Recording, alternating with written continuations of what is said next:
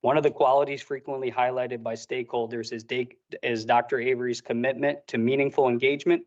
He has made it a priority to include educators, families, community partners, and students in conversations about the district's direction. This inclusive leadership style has helped rebuild trust and create a sense of shared purpose. Equally important is Dr. Avery's clear dedication to placing students at the forefront of every decision, whether addressing academic priorities, school climate, or operational challenges. He consistently centers the well-being and success of Bridgeport's children. Many in the community believe this student's first mindset is essential for long-term progress. Bridgeport Public Schools has experienced high leadership turnover, cycling through at least 6 permanent and 3 interim superintendents in the last 10 years. This level of instability has understandably created concern among family, staff, and community partners. The district urgently needs consistent, reliable leadership to maintain momentum and support the work happening in our schools. During his tenure, many stakeholders feel that the continuing with Dr. Avery as a permanent superintendent would provide the stability and continuing the district's needs. For these reasons, I respectfully urge the board to give full consideration to appointing Dr. Avery as the permanent superintendent. His inclusive leadership, student-centered focus, and the stability he brings to the district are the qualities that many believe will benefit Bridgeport Public Schools at this critical moment. Thank you for your time, your service, and your commitment to the future of our students. Respectfully, John Torres. Thank you. Marge Hiller. Good evening, everyone. It's been a while since I've been here. It's interesting. As you know, I have been involved in education at Bridgeport for many, many years. I was the director of the Bridgeport Public Education for over 30 years. My husband taught in these schools and our daughter graduated from Central High School. I have seen everything involving superintendents over all these years. I have seen great superintendents. I have seen great leadership and great educational practices through the years. I've also seen chaos, no political support, harassment from the city and the Board of Ed, and I've seen people fired. Right now, we have an interim superintendent who had already been in the district as an administrator. He is respected by teachers, administrators, parents, students, and the public. He supports and welcomes the help of all our nonprofit partners, and he makes sure that they are included in the presentations to the cities. He reaches out to them for support, and we all willingly give him the support he needs. To my understanding, he wants to stay and would like to have a 2-year contract. I don't understand why that isn't happening.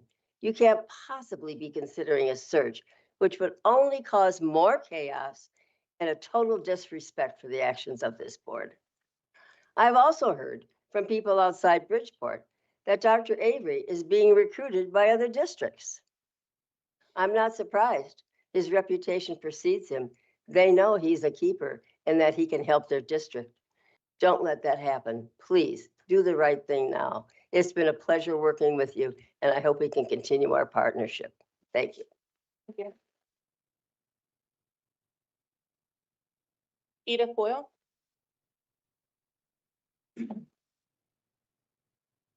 Good evening, Chair and board members. My name is Edith Boyle. I'm President and CEO of LifeBridge Community Services here in Bridgeport. I'm here tonight to express my strong support of Dr. Avery's appointment as superintendent. At LifeBridge, we partner with Bridgeport Public Schools every day, supporting students facing significant challenges. Under Dr. Avery's leadership, we've seen a clear understanding that student success requires more than academics. It requires stability, it requires trust, and it requires leadership that recognizes the connection between well-being, behavior, and learning. Dr. Avery understands that. Through our partnership across 3 high schools, we've seen what's possible when that kind of leadership is in place. The Harding Plus Alternative Education Program and our multi-tiered system of support have reduced behavioral incidents and helped students re-engage in school in a more positive way. That doesn't happen by accident. It reflects leadership that's collaborative, open, and willing to approach challenges differently. Dr. Avery has been a true partner. He listens, he engages, and he brings people to the table across systems, education, behavioral health, and community, because he understands that no single system can do this alone. Bridgeport is at an important moment. Consistency in leadership matters, momentum matters, and trust matters. From where I sit, Dr. Avery has already begun to build that. I encourage the board to move forward in a way that prioritizes stability, partnership, and a whole child approach to education. Thank you for your time and your commitment to Bridgeport students. Thank you. Just acknowledged Mr. Daniels has joined online. Next up, we have Khalid Eliafi. Good afternoon, everyone. Dear members of the Bridgeport Board of Education and Superintendent. My name is Khalid Dilathi, and I am the president of the Bridgeport Islamic Community Center, 703 State Street. The center serves with Masjid al-Noor in Clinton Avenue, more than 2,000 families across Greater Bridgeport, including over 500 families within the city of Bridgeport. Muslims observe two major holidays, Eid al-Fitr and Eid al-Adha. These are deeply significant occasions celebrated by nearly 2 billion Muslims worldwide. For our children, these are not simply cultural events, they are sacred days of prayer, family, and community. First, I would like to sincerely thank the Board of Education for its thoughtful decision to recognize Eid al-Fitr as a school holiday that was in 2022. That decision sent a powerful message of inclusion, respect, and belonging to our students and families.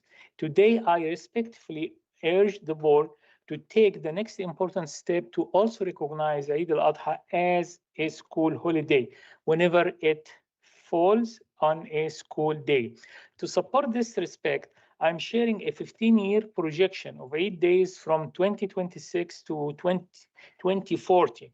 The data clearly, and I have the calendar if I can just share it with you. Mustafa can share it. The data clearly shows that the impact on the academic calendar is minimal. So it's 15 years, this is 30 occasions. So out of these 30 occasions, there are 10 of them that fall on a weekends or an existing break. So we are done with 10 of them. Eid al-Fitr is already, as I mentioned, recognized in 2022, and these are 9 instances. So we are left with 11 instances of Eid al-Adha that would require consideration over 15 years. In this, what is the impact of this? There is 1 year, none of these two comes in a school day, which comes in the weekend. There are 8 years would include just one of the two, and there are 6 academic years out of the 15 that will include 2 holidays that are not coming on a weekend. So this demonstrates that adding Eid al-Adha would not significantly disrupt the school calendar. It's 6 out of 15, where you have 2 days. Yet it would have a profound impact on equity and inclusion. Recognizing both Eids ensure that Muslim students are not forced to choose between their education and their faith, which is a very tough choice. It's not culture, it's faith. It affirms that they are valued members of this community whose identities are respected. This is a small adjustment with a meaningful and lasting impact. I respectfully ask your support in making Bridgeport schools more inclusive by recognizing Eid al-Adha alongside Eid al-Fitr. Thank you for your time, consideration, and continued commitment to all our students in our community. Thank you. Thank you. Okay, Zoris.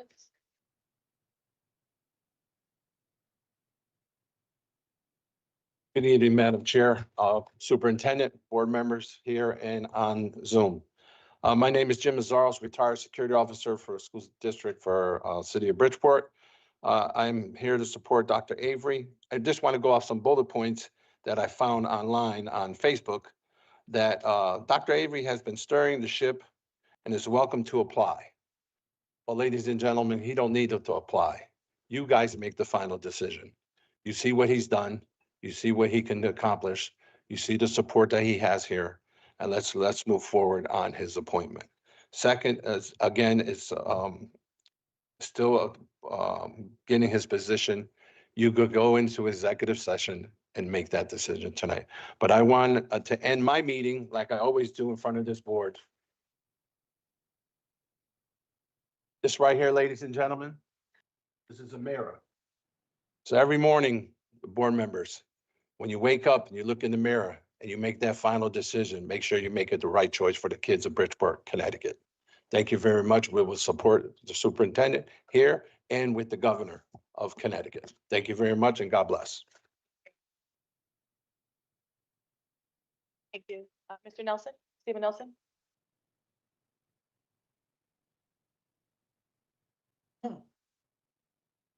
Hello, board, members of the community. My name's Steve Nelson. I am a retired school police officer from this Board of Education, 35 years. Coached numerous sports in the Board of Ed, very involved in the community, currently serving as one of the elected city sheriffs here in Bridgeport. I didn't know this was a support Dr. Avery meeting tonight. And I'm not going to, my mother taught us growing up here in Bridgeport that if you're not going to say nothing good, don't say nothing at all. And I'm not going to say nothing bad about Mr. Avery. I think he is really trying to get a handle on the negatives here in Bridgeport. But we still got issues, brother. We got issues that need to be cleaned up because everything can't be a yay, everything's going good conversation. I'm very upset, first of all, with how we're running our adult education program. And I had the opportunity to meet with the new hired director when I went to represent one of my students when I was a school resource officer, who under my program, we helped her go to college. She is one of your city guidance counselors here in Bridgeport, 13 years at Fairchild Wheeler. Very good girl, comes from a troubled past, made her way through high school, made her way through college, only to be, a little bit disrespected by our adult ed person. And there's more. 8 employees were fired under her leadership. 8. These are teachers who, Cheryl Shoulders, longtime respected teacher in Bridgeport, Dunbar School. Some of y'all know who she is. Stacy Bennett, Jim Gilday, prominent Bridgeport people who work in our system. There's 8. I'm not going to go through the list. But the reason why I'm making a point of it is, it appears that we're running some kind of Gestapo around here. Now, I know Donald Trump was, when he became the president, he was running around talking about DEI and you can't hire minorities and all this stuff. But this behavior, when you get rid of, you embarrass our homegrown people and you tell them that they're not good enough to work under a system. I question where her urban experience is, because when I go out in the community, I am retired police, but now I do advocacy. I do violence prevention out in the community, trying to help kids put their indifferences down and go back to school and get a degree, and get at least a high school diploma.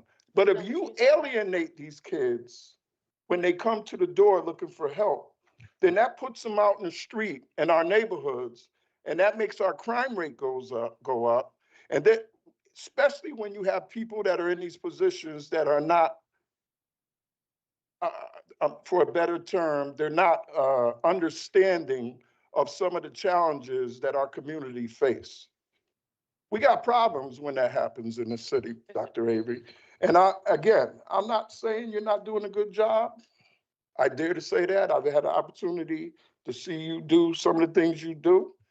And you still got to pass for my personal support, we got some things that we got to work on. And we have promised to have this meeting with each other. And hopefully we follow up and do that. But I'm saying this because I'm concerned. And I come from the north end of Bridgeport. Mr. Nelson, we get to wrap it up. I'm going to be quick. I come from the north end of Bridgeport.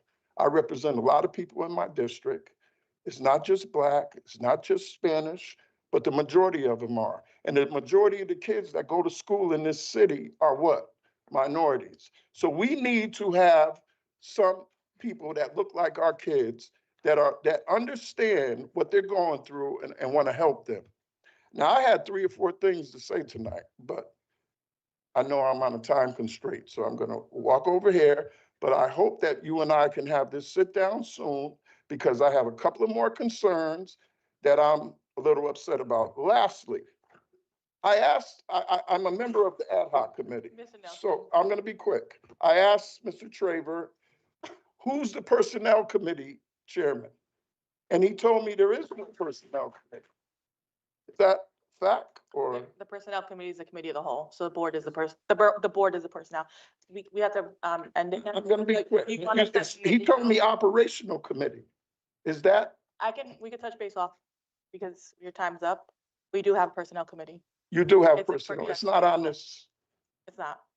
okay, so that's one of my We'll have somebody problems. talk to you off because. That's one of my problems. You guys confuse,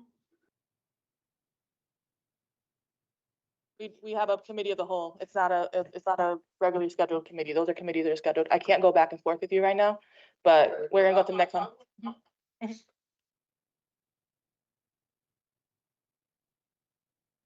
We'll have somebody talk to you if you can get somebody to fill them in.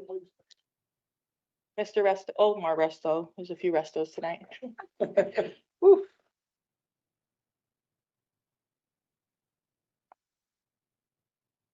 Hi, good evening, guys. My name's Omar Resto. I'm a father of 2 children in the public school. And I've worked in this district for 24 years. I'm here today to speak about the superintendent search, not just for my kids, but for all the kids in Bridgeport. I've had the unique perspective of seeing the district from inside and outside. Over the years, I've witnessed a lot of exceptional instability. But even after the losses our district faced last year, Dr. Avery has stepped up and brought a sense of stability that we desperately needed. My children currently in 4th and 5th grade are already their 4th superintendent with the possibility of a 5th superintendent. From a parent's perspective, that's simply not acceptable. Let me briefly walk you through what that instability looks like for my family. The first superintendent resigned in September at the beginning of the school year. The second superintendent served as an interim limited as what they can do. The third superintendent was paid to leave after a public protest followed by financial collapse. That cost us valuable time for our kids in school. Now we have Dr. Avery, who has served as intern for so long that I don't even know how long it's been. Dr. Avery hasn't just filled the role, he's led. As both a parent and an employee here, what I've seen is open public forums with real dialogue, collaboration with the city council to improve funding and facilities, expansions of sports and academics programs, positive feedbacks from staff and administration, and progress in addressing longstanding systemic issues in underperforming schools beginning to improve. And I know there's more that I'm not even listing. That's why I believe Dr. Avery is the right person to continue leading this district. To the board, we need to have more forums with the public about these issues. And just as a person, I just want you to know, I've given 100% of myself to this district, even though this district has not given back. And I truly believe Dr. Avery is helping us get to some sense of some normalcy for us and our kids. Thank you. Yes, Resto? Good evening, everyone. Jess Resto. I'm here tonight as a parent who keeps showing up because what happens in this room doesn't stay in this room. It shows up in our schools, in our classrooms, in our children's lives. I've spoken about accountability and the impact of instability, about what happens when leadership, excuse me, is inconsistent or disconnected. And I stand by that because I didn't just watch it, I lived it for so long with many other families. But tonight, this is really about you, the board, because at some point we have to stop repeating the same cycle. Right now, there is progress happening in the district, not perfection, but progress. There's more stability than we've seen in a long time. There's more movement in academics, real investment in critical areas like special education, and a stronger effort to engage with families and school communities. And none of that happened by accident. It happened because there's finally been consistency, focus, and people doing the work the right way. The question isn't whether the question isn't whether everything is fixed. The question is whether you recognize progress when it's right in front of you and what you choose to do with it. Because your decisions determine whether the district moves forward or gets pulled backwards again. Dr. Avery spoke about trust being built one marble at a time. And as a parent, that stayed with me because that is exactly what this year has felt like. There is direction right now. There is a steadiness that hasn't been here in a long time. Trust is being rebuilt marble by marble. Slow, intentional progress, trust being built in a way that people can actually feel. And I also want to acknowledge that Dr. Avery has had every reason to walk away in a district like this with the level of pressure and at times the level of disrespect that has been shown. It would have been easy to leave, but he didn't. He chose to stay. He chose to do the work, and through that, he has shown that he wants to be here for this district and our kids.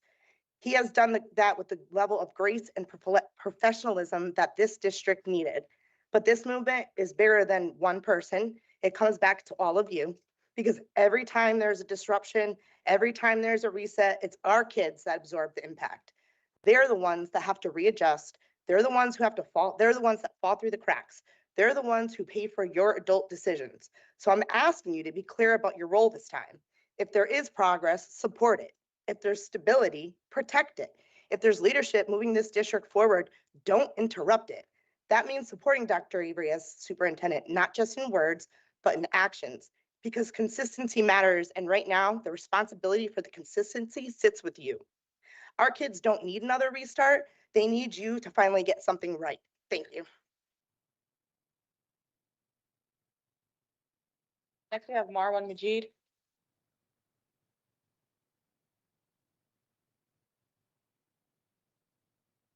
Good evening, Chairperson, members of the board, everyone present. Unlike everyone here, I'm new to the Bridgeport community here. I recently moved from St. Louis, Missouri. My name is Marwan Majid, and I'm honored to stand before you today on behalf of many families in the Bridgeport Muslim community. I would like to join the voices before me to support Dr. Avery, permanent appointment as superintendent. And I want to begin by thanking you for your time, your service, and your commitment to all of our children. We recognize the responsibility you carry, and we appreciate the work you do every day to support education in our city. I'm here today to respectfully ask you for the approval of adding Eid al-Adha to the official school holiday calendar.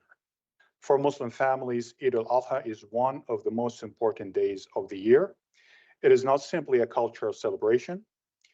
It is deeply meaningful religious obligation. On this day, families gather for prayer in the morning, spending time together, and teach their children values of compassion, charity, and community.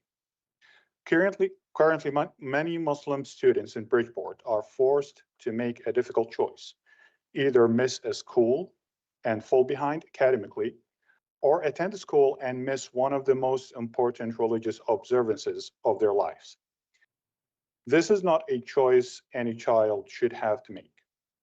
Recognizing Eid al-Adha as a school holiday would send a powerful message that every child in Bridgeport is seen, respected, and valued. It would affirm that our school system reflects the diversity of the community it serves. We are not asking for something extraordinary. We are asking for inclusion. Many school districts across the country have already taken this step, recognizing that when students feel respected in their identity, they are more engaged, more confident, and more successful. Bridgeport is a diverse and vibrant city. Our strength lies in the diversity. By acknowledging Eid al-Adha, you are not only supporting Muslim families, you are strengthening the sense of unity and belonging for all students. As a parent and a member of this community, I want my child and every child to feel proud of who they are and to know that their school respects their faith and their values. And I thank you. Thank you. Angel Resto? I time up to Mr. Ramos. Is that okay? Hi, Mr. Ramos. All right. Good evening, everyone. How's everybody doing? While you're talking. Fight. I don't want to fight. I don't want to. I came up here for it. All right. My name is John Ramos. For those who don't know me, John Ramos II, proud principal of Interdistrict Discovery Magnet School here in Bridgeport, Connecticut. And just came to speak on behalf of Superintendent Avery. He hasn't been an interim in my mind. He moves like a superintendent. To handle what he's handled in the time that he's been in the role, you have to be a superintendent, right? And that's how he's moved and that's how he's carried himself. There's a moral obligation to this work. I think everybody understands that. We work with children. We have to give them our very best, and students need stability. Oh, Lori, come on up. Lori's with me as well. She's part of the Discovery family. And again, we'll be able to just speak a little bit from a firsthand experience of working with Superintendent Avery. Again, students need stability. Transitional years are the years that students struggle most, right? That year going into either middle school or going into high school. Those are those years that you really need to catch students and making sure that they get the support that they need. But people don't understand that when there's a change in superintendent, that's a transition as well, right? And that's a transition that affects everyone. And you know, as much as we don't want to admit it, adults and students are very similar. And we struggle with transitions as well. So to think a district like ours that's been through what our district has been through over the past couple of years, to think about another transition is extremely difficult, especially considering the fact that things are really feel like they're moving in the right direction. When Superintendent Avery took over his role as interim, the morale, the student and staff morale was extremely low. I had, I used to be a school counselor, just so people understand my background. I was a school counselor at Harding, Dunbar, Wilbercross, all before becoming an administrator. And, I was able to have restorative circles with staff where staff cried about what they were experiencing in that moment in the beginning of last school year. So to have that transition to where my staff is now, which is happy, feeling stable, not that, that feeling like the ground is going to fall out from under them at any moment. That's a great feeling. And that's how you build, right? Brick by brick. Again, things are not perfect yet. Do I believe they can be? Absolutely. At Discovery, we say excellence is the standard. And we tell our students, it's not that you're not going to make mistakes. It's not that things aren't going to be perfect, but we bring excellent effort into everything that we do. And that's what I see from our leader. Positive energy, morale comes from the top down. We all feel it. And it's something that's really transitioned under Dr. Avery. If I can make one last statement, I think my time is up or something like that. I think that's how that works. Dr. Avery also shows up. He shows up. When we have events, if I extend the invitation to Dr. Avery, he'll be there. We had a significant loss in our school community, a student who passed away. We had a special event to celebrate him. Dr. Avery was front and center at that event and didn't have to be. There's a million other things that he could have been doing at that moment. He's also willing to have difficult conversations and face tough things head on. That's not a talent that everyone has, right? Their willingness to be humble enough to come to the conversation, knowing that they don't know everything, willing to change their opinion based on new information. That's what Dr. Avery brings to the table, and that's why he's our superintendent. Thank you.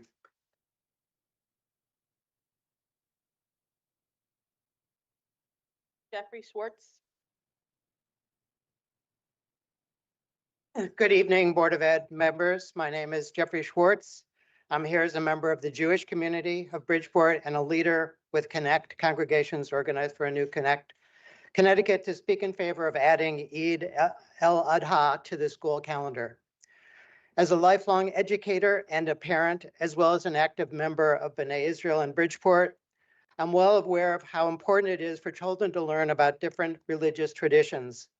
It broadens our points of view and increases open-mindedness in a world that is too often divided by bias. Bridgeport already shows respect to Christian, Jewish, and Muslim traditions by including days off school for Good Friday and Christmas, as well as Rosh Hashanah and Yom Kippur.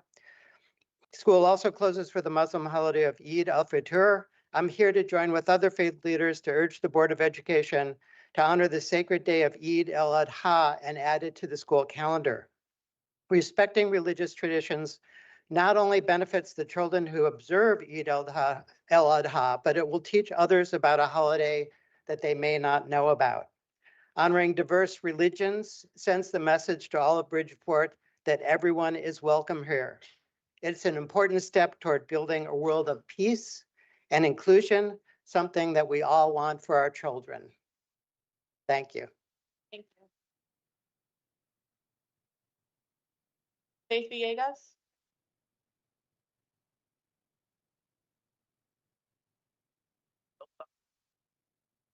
We started when I said your name. Go ahead.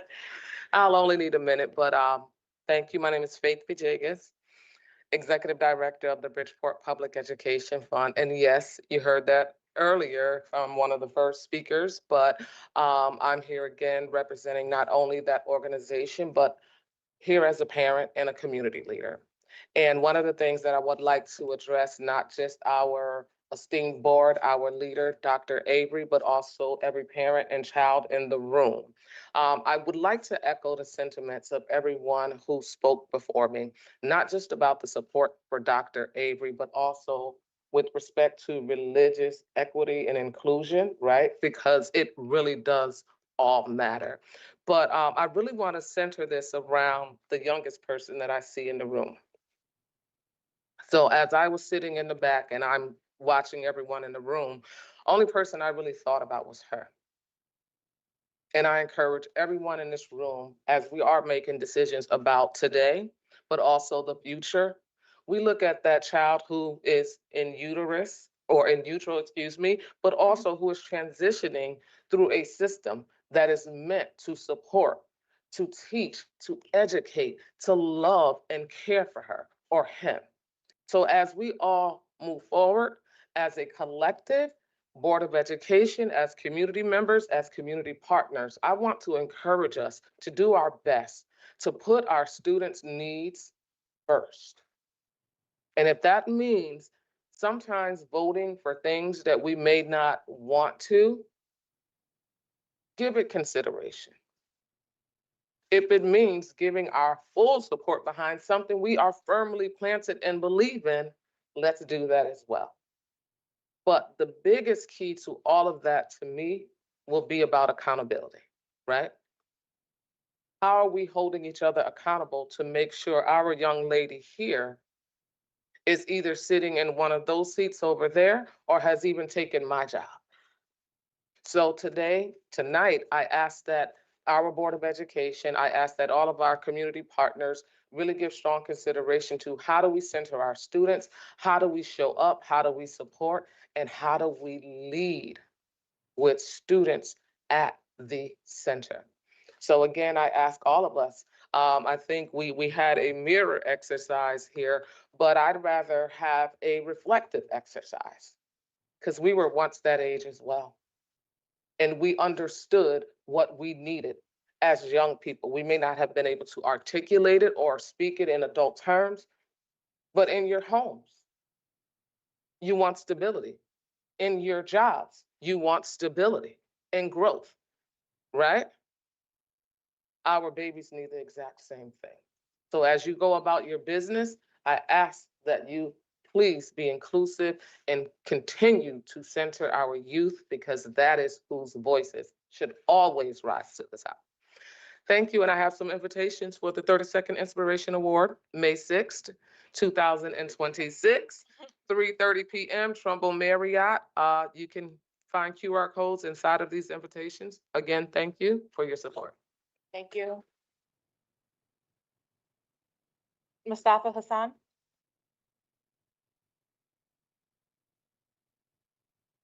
Good evening, ladies and gentlemen. My name is Mustafa Hassan. I serve as the Teacher Residency Program Coordinator at the University of Bridgeport. I'm here today to respectfully express my support to including Eid al-Adha as an official public school holiday. I speak not only as an educator, but also as a husband and a father of 3 children. One is currently attending still attending a public school, and 2 pursuing higher education. My wife is also an educator, a certified elementary school teacher. Education is not just our profession, it is a foundation of our family's life. Through our collective experiences, we have seen firsthand how misunderstanding, stereotypes, lack of awareness about Islam and Muslims can negatively impact students and educators alike. I would like to briefly share an experience involving my wife. As the only Muslim teacher at her school, students were often curious about what she wears, the head cover, the hijab. She always welcomed their questions and used them as teaching moments. However, one day a student attempted to mock her by forcibly opening her classroom door, throwing a bag, and shouting, Allahu Akbar. Allahu Akbar is a great word, it means God is great. But see how the media portrayed it and how stereotyping and misunderstanding turn it into something that people were scared of. Well, this happened while she was teaching in the classroom. Thankfully, a colleague of her intervened and the school administration handled the situation appropriately. While the incident was difficult, my wife chose to respond as both an educator, a role model, and a Muslim forgiver. She recognized that the student's behavior came from a place of misunderstanding, often shaped by negative media portrayals. Instead of responding with anger, she chose education. She later asked for and was granted permission to present a lesson on Islam, Muslims, and their contributions to the world history and the world science. Moments like this highlight a deeper issue. Many students lack basic awareness of their peers, cultures, and traditions. Recognizing and including Eid, like Eid al-Adha, in a school calendar would be a meaningful step towards fostering understanding, respect, and inclusion. It would send a clear message to Muslim students that their identities and traditions are valued, just as others are.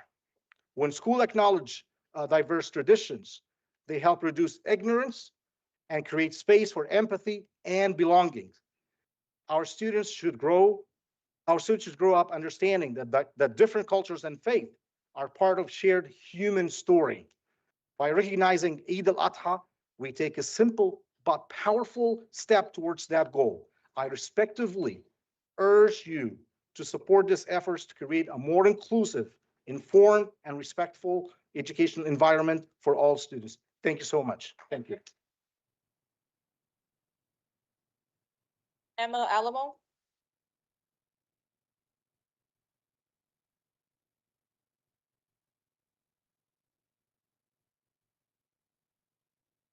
Good afternoon or evening, board members. I'm honored to stand before you today to speak about someone who, oh, you can't hear, okay.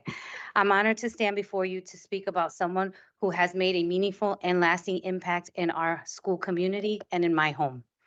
Dr. Avery is not just a leader in title, but a leader in action. Time and time again, he has demonstrated what it truly means to be committed to students, families, and the future of their education. His dedication goes far beyond the office walls. He shows up, he listens, and most importantly, he cares. One of the most powerful examples of this commitment is something many of us have seen firsthand. Dr. Avery visits our children in their classrooms. Those moments matter. When a leader takes the time to step into a classroom to engage with students where they learn and grow every day, it sends a clear message. Our children matter. Their voices matter. Their education matters. But Dr. Avery's impact doesn't stop there. He understands that real change requires more than effort within our schools. It requires advocacy beyond them. He has encouraged all of us, parents, families, and community members to raise our voices at the state capitol, to stand up for better opportunities, better resources, and stronger futures for our children. That kind of leader is rare. It's one thing to care, it's another to empower others to act. Because of Dr. Avery, we are reminded that we are not just observers in our children's education. We are partners, we are advocates, and together we have the power to influence decisions and shape their future. It is up to you, board members, to decide our kids' future. You had your turn, you had your education. I had my turn, I had my education. I had great teachers here in the city of Bridgeport. Teachers like this Jewish educator who empowered us to be great, to be better. We had so many Jewish teachers growing up that made me who I am, a nurse practitioner, a person that came from Puerto Rico with nothing. We didn't even have doorknobs. We had freaking chicken wire to hold our doors together at night. And I came here and they welcomed us and they gave us the best education we can have. And now it is up to you to decide my kid's future. My kids' future, that if it wasn't for Dr. Avery, they would still be behind on, on their special education services like speech. He stepped in when no one else would. And it's time for you guys to step in. It's time for you guys to do the right thing for our kids. Thank you. Yeah. And last but not least, Amina Lawani. Holiday, please.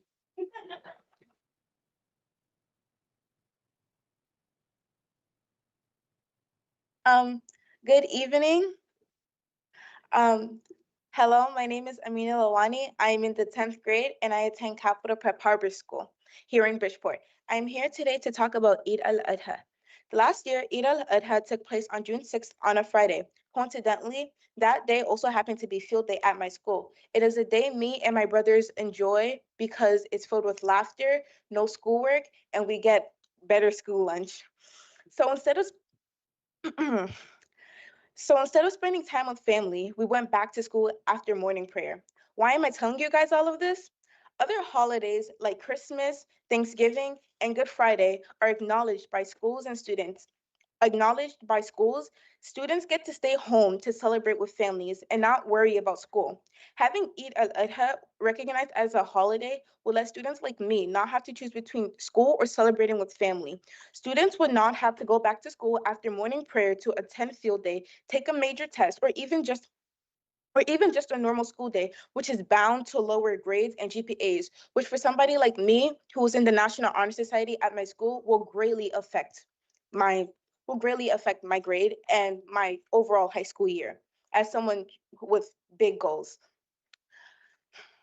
Having Eid al-Adha as a holiday would also allow us to celebrate Prophet Ibrahim's willingness to sacrifice his son to obey Allah, who then intervened and sent a sheep to be sacrificed in his son's stead. Eid al-Adha is a day of worship, a day to celebrate, and a day to give to the needy. Not only would this allow students to connect more with their identity, it'll teach other students who aren't aware about Islam, more about Islam, and will spread joy throughout. Thank you for letting me speak and have a good rest of your day. Thank you. Thank you for those who came out to speak. The next item is my report. All right, so the only update I have from the Board of Education's progress since the last meeting is we did receive a letter back from the state, the commissioner's attorney on March 31st. And it asked that we begin our superintendent search by selecting a search firm for the superintendent by June 1st. So we are in discussions about this right now as a board, and we'll continue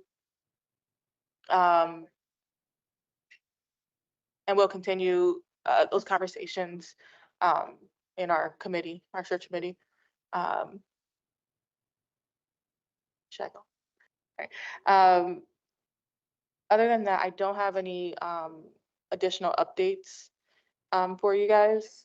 You guys all, the board members, you all will have the correspondence from the state. So Um, Mr. Sakalovic, Madam Chair, that's, your microphone needs to be on. yes, thank you. Yeah, if I may, I'd like to go into a little more of what the actual memo said. The state was highly upset that we were going to move to offer Dr. Avery a one-year contract and said we need to hurry up and search. And included in that email at the end was, we can appoint a person to do it if we don't like who you pick. So they want to urge us to hurry up and search. And that was prodded by us coming up with giving Dr. Avery a one-year contract to give the district some stability and then conduct the search in a timely manner, that was my quote about me.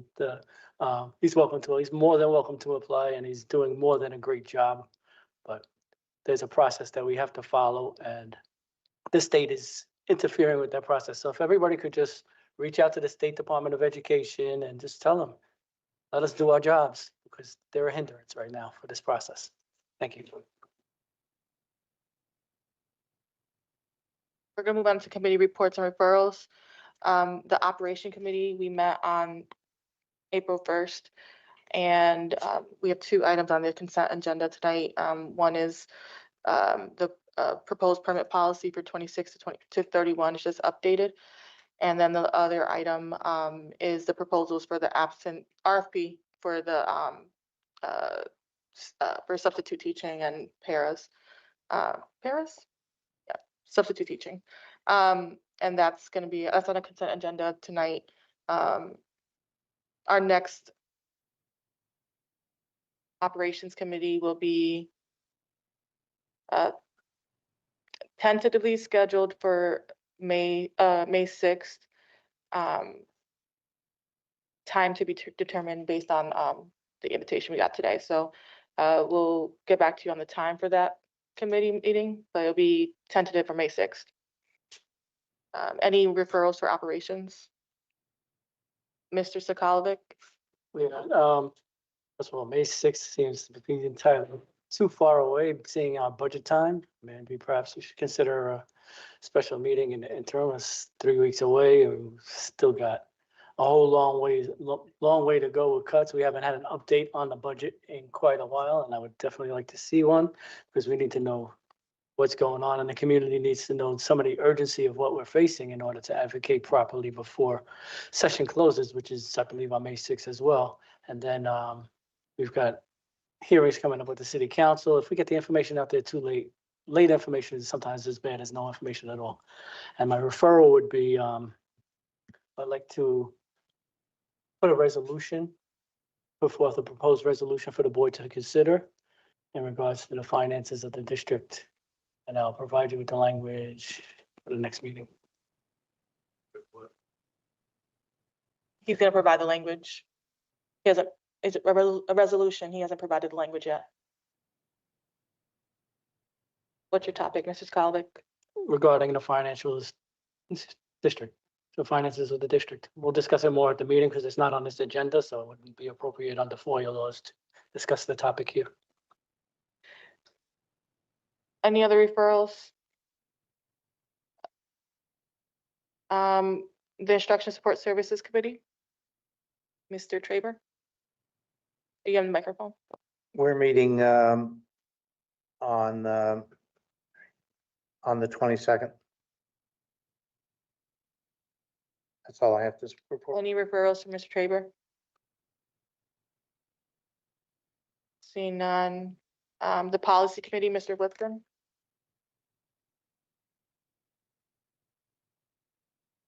Yes, I think the meeting is the 15th, if I'm not mistaken. April. Okay, any referrals? Yes.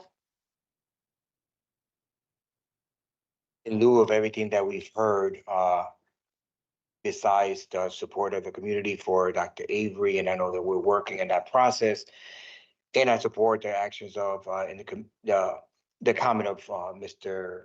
Sakalovic that, the state needs to know that we're trying to do our jobs and they're stepping over boundaries, and we would like to either have a collaboration with them, or if not, for them to step back a little bit and let us do our job. And then they can do whatever they gotta do, but we have to do, and we gotta stop acting with fear. We need to act, have faith, let's move forward and do what we need to do. But for the policy committee, I would like to also mention about the Muslim community that was here present in force for creating an ad hoc calendar committee, that way we can look at this data that they just shared with us, and we can really take a deep dive on this. You got that? Okay, Ms. Esther Mayor Mr. Jimenez? Woodson? He responded. Huh? Ms. Esther Mayor Jimenez? Hi, good evening. I have two referrals for the policy committee. I wanted to refer policy 9321, time, place, and notification of meetings, to add language regarding cameras being turned on during regular and special meetings. I know we talked about it last meeting, however, I do have revised language that I think would be more appropriate for the board's consideration. The second referral is referring discussion and possible action around non-committee members speaking during committee meetings, and having that conversation as directed by CABE, as I believe, in our council. I'll also email these referrals to Mr. Woodson as well. Thank you.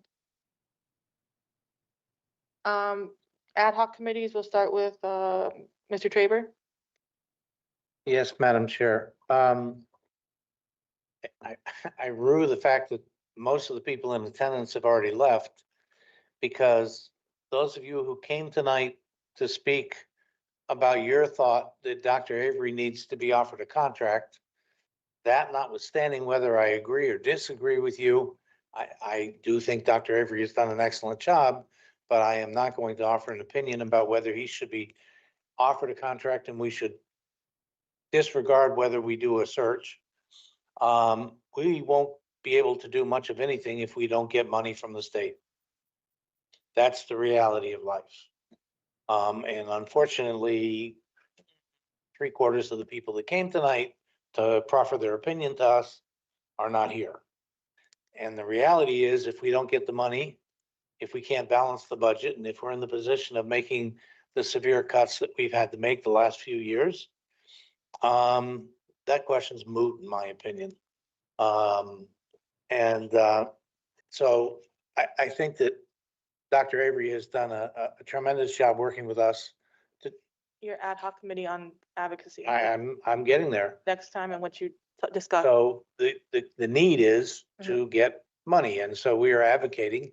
Dr. Avery has done a tremendous job working with us on the advocacy committee to get more money, and we have had some tremendous progress in the last few weeks. I'm pleased to report.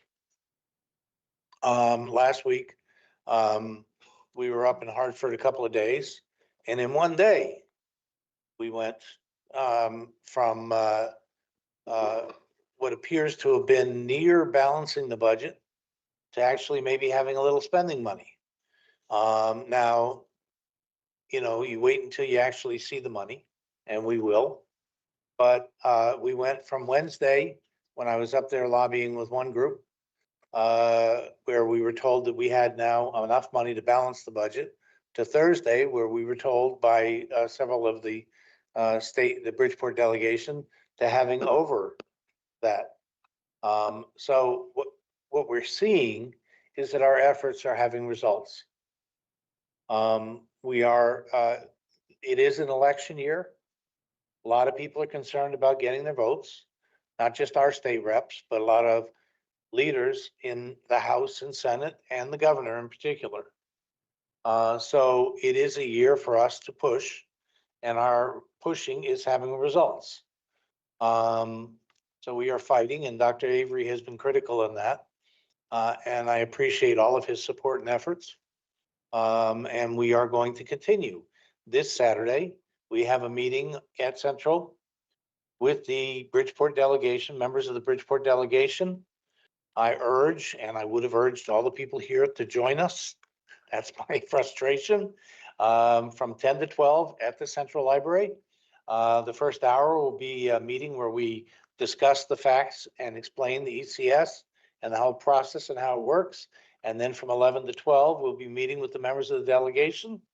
And so I would hope that you will join us that are still here and anyone listening online, and that we get more people to come.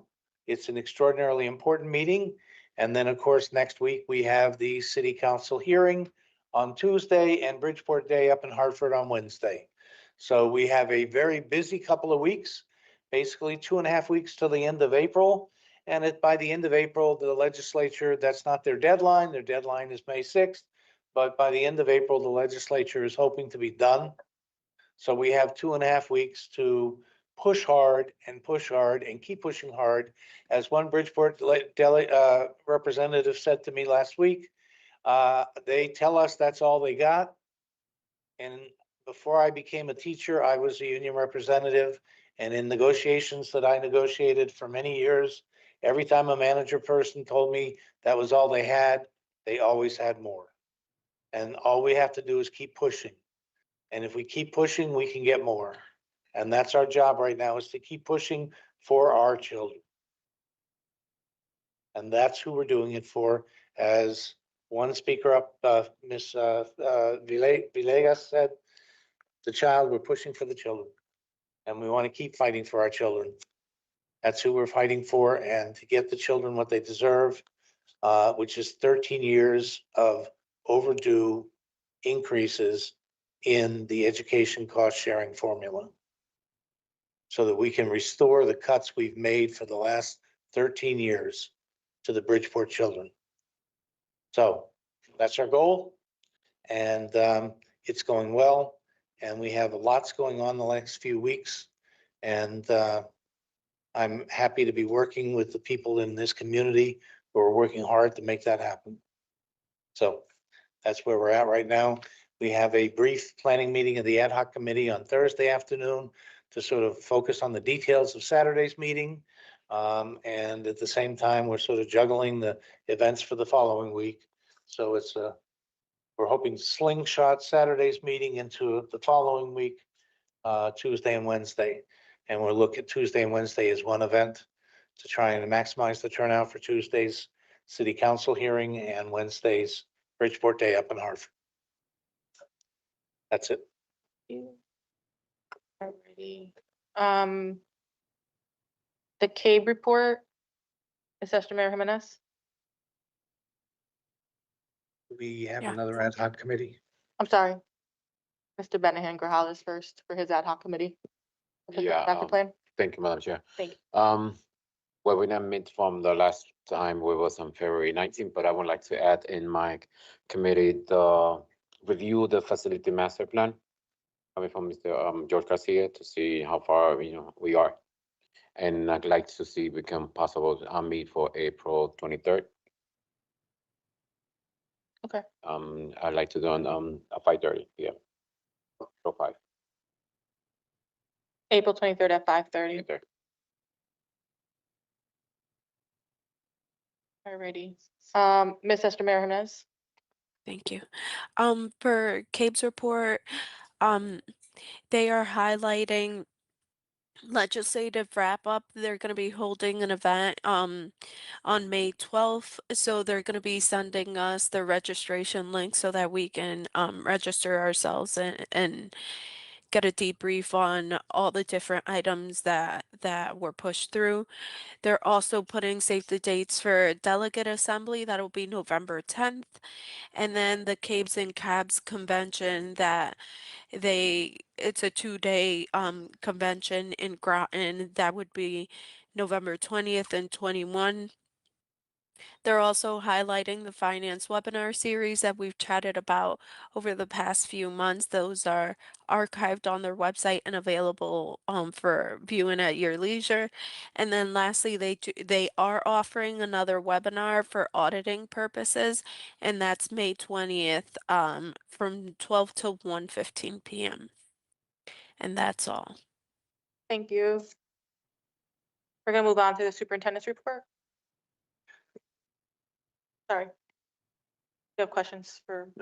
I had a comment about the CABE. Yeah, sorry, go ahead. People should understand, CABE is content with the 150 million package. They are not seeking to increase it. So I just think that people need to understand that's where CABE is on this issue. They're content with the incremental increases.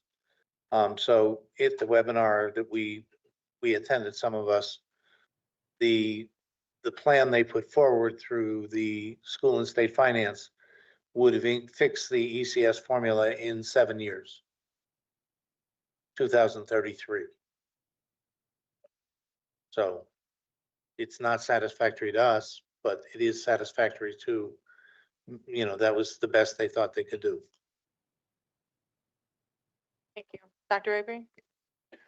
To the chairman. Good evening, everyone. I hope everyone had a restful and enjoyable spring break. I know it was much needed and appreciated.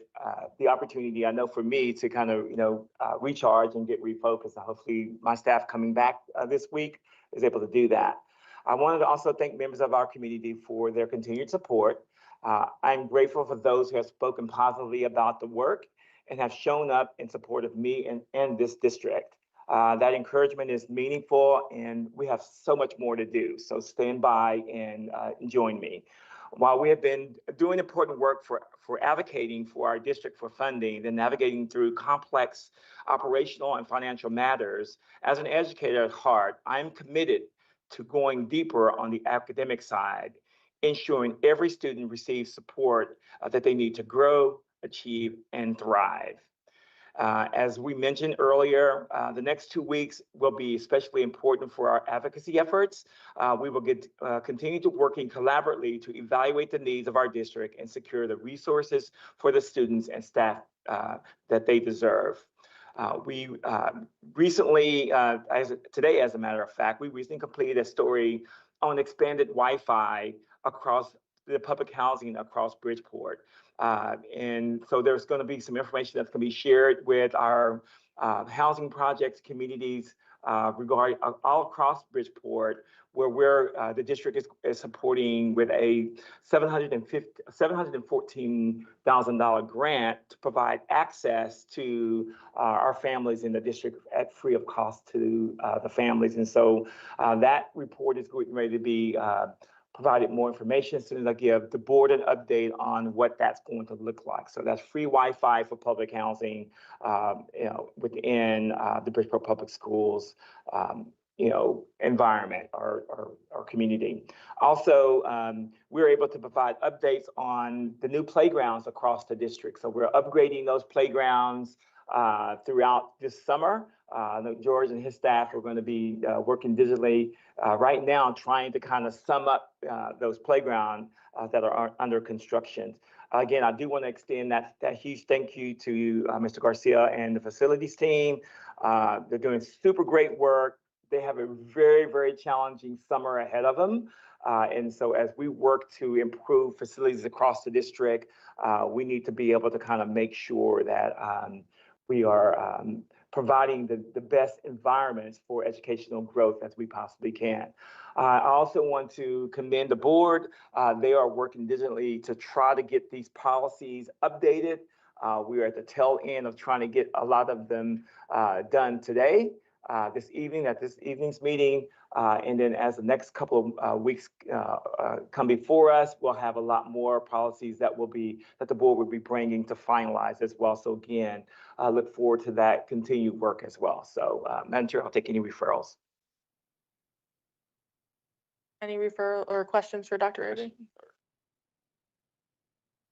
All right, seeing Mr. Woodson. Yes, sorry about the quick question for Dr. Avery. Um, I heard about said it was a grant for Wi-Fi access for the kids. Is there any update on computers? Are we going to be able to be able to access that online? You know, there's a lot of kids, don't have computers and tablets and stuff at home. A lot of them do, but some of them don't. So, is there any update on the computers for the district?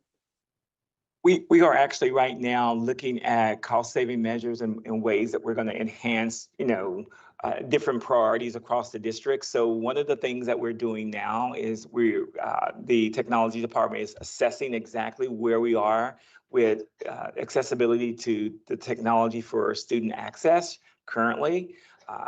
We are getting ready to begin testing season as well. So we have to have the technology available and accessible for students to take their online assessments as well. So all that it's underway currently. And so we're maximizing what we have and then also taking inventory of the things that we're additionally going to be needing. And so by the end of May, we'll have a better assessment of exactly what is needed. And as I look for budgetary returns this next year, we got to make sure that the financial means of making sure technology is provided, we do that in a way that's going to be equitable and distributed across the district. So that is a priority of mine and my staff, Mr. Wilson. And so hopefully we'll have that update to the board soon. Okay, that's great. And I was just asking when when you said it, I was curious because a friend of mine during vacation, their kids were able to make up the 2 snow days remotely. And I was like, man, if we had access to computers, maybe we would have had a chance to do the same thing instead of making them up during the end of the year. That's what I thought. Okay. Thank you. Thank you. Seeing no other hands, we'll move on. Is there a motion to approve the consent agenda? A motion was made by Mr. Traber. Is there a second? Second, Mr. Vena. Second. I'd like to remove item D, please. Mr. Sakalovic, I'd like to remove item D for discussion, please. anything else from the consent? Any other discussion on this? Seeing none, all in favor of Aye. approving A, B, C, and E? Aye. Aye. Online, you have to make a voice vote. This is Ms. Sistemer Jimenez? Oh, I'm sorry. Aye. I got Mr. Daniels, Ms. Burks Jennings, Aye. Mr. Woodson. Aye. Guys have it. That'll be moved down to new business. We just approved, The We got- D will be moved to, oh, D, okay. yeah. I'm gonna just pass over A if possible. We're waiting for our attorney from Shipman. We should start with D. We can start with the item we removed from consent agenda, so approval of the proposed permit policy for 2630 through 2031. And you asked to remove it, so your rationale. Rationale, I think we got, have some information from Mr. Garcia. I had asked at the meeting that we be provided the information about how much Lighthouse consumes and what that we would be getting in Lighthouse fees, since it's part of the permitting policy that some places get a free ride and we pay the expenses. And I wanted to get that number. And plus a brief overview for the public who might not. I was looking for him. Okay, You attention. moved his seat to the back. Yeah, he was in the back. He was hiding. Mr. Garcia. Good evening. So currently Lighthouse pays $75,000. We're doing an analysis with the upgraded fees, so we should have that to you by the end of the week. With the end of March, folks are taking some time off, so we're recovering from all of that, and we should have that to you guys in short order. And would you say it's over $75,000 by a significant amount? Substantially more than 75,000. Any other questions about approval for the proposed permit policy? Is there a motion to approve this item?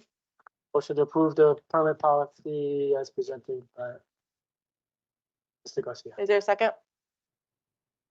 I'll second it. Any further debate? All in favor, say aye. Aye. Aye. Lamont Daniels, aye. Mr. Woodson? Aye. Any opposed? Any abstentions? That one passes. All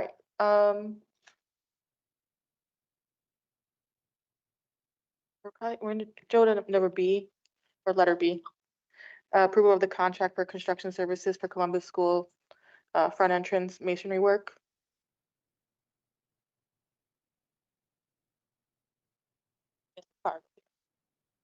Good evening. We're starting with Columbus. Yes. Okay. This project is to replace the front entrance of Columbus, the steps and the ramp. We're going to be reusing the hand railings that are existing to save money. The contractor who won this bid was IEN. It's funded with capital funds and it's in the amount of $39,995. And this was put out to a public bid.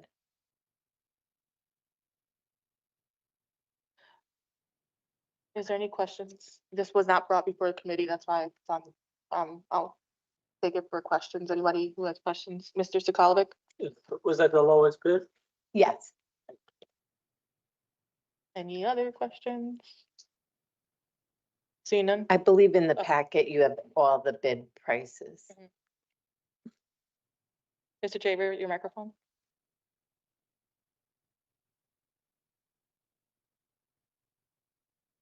Mr.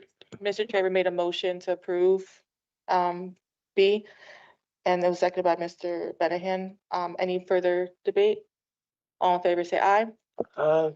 Aye, Lamont Daniels. Aye. Aye. Aye. Any opposed? Any abstentions? That passes. We'll keep going. Approval of the contract for Bryant School paving and site work. This project goes along with the next project. We'll talk about the Bryant Playground. So this is replacing the paving of the existing parking area and the area where the playground is. We'll be replacing sidewalks on and off site and curbing. And we will also be replacing a retaining wall that is holding the parking lot and playground. This was put out to a public bid. It's being funded with capital funds as well as a DRIP grant. Let's see, that price looks wrong to me. That is a wrong price. BlackRock Paving was awarded the bid, and I can look at the packet, or if someone has the packet for the correct price. Give me 1 second. I believe it was 300,000. I believe it's 310,000. Yes. I think it's missing a zero, $310,505. But I don't Okay, want to maybe the packet in misspeak. front of them can confirm. I don't, mine is not loaded out. Oh, here we go.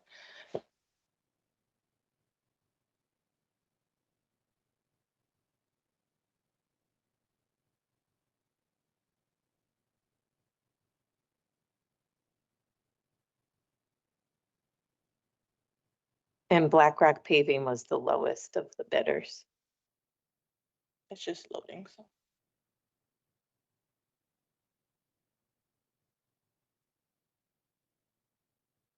I can look on my phone if you I want. got it. I have the Yeah. base. Yeah, we Really did don't- all the alternates Okay, along with it.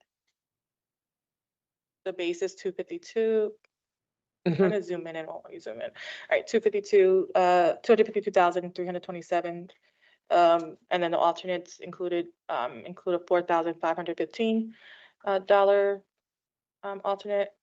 One that includes 39,872 and one that's 4,789.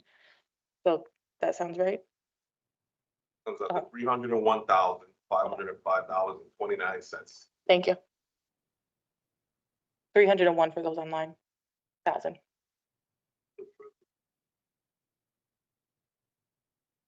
Mr. Traber moved to approve the contract for Bryant School paving and site work.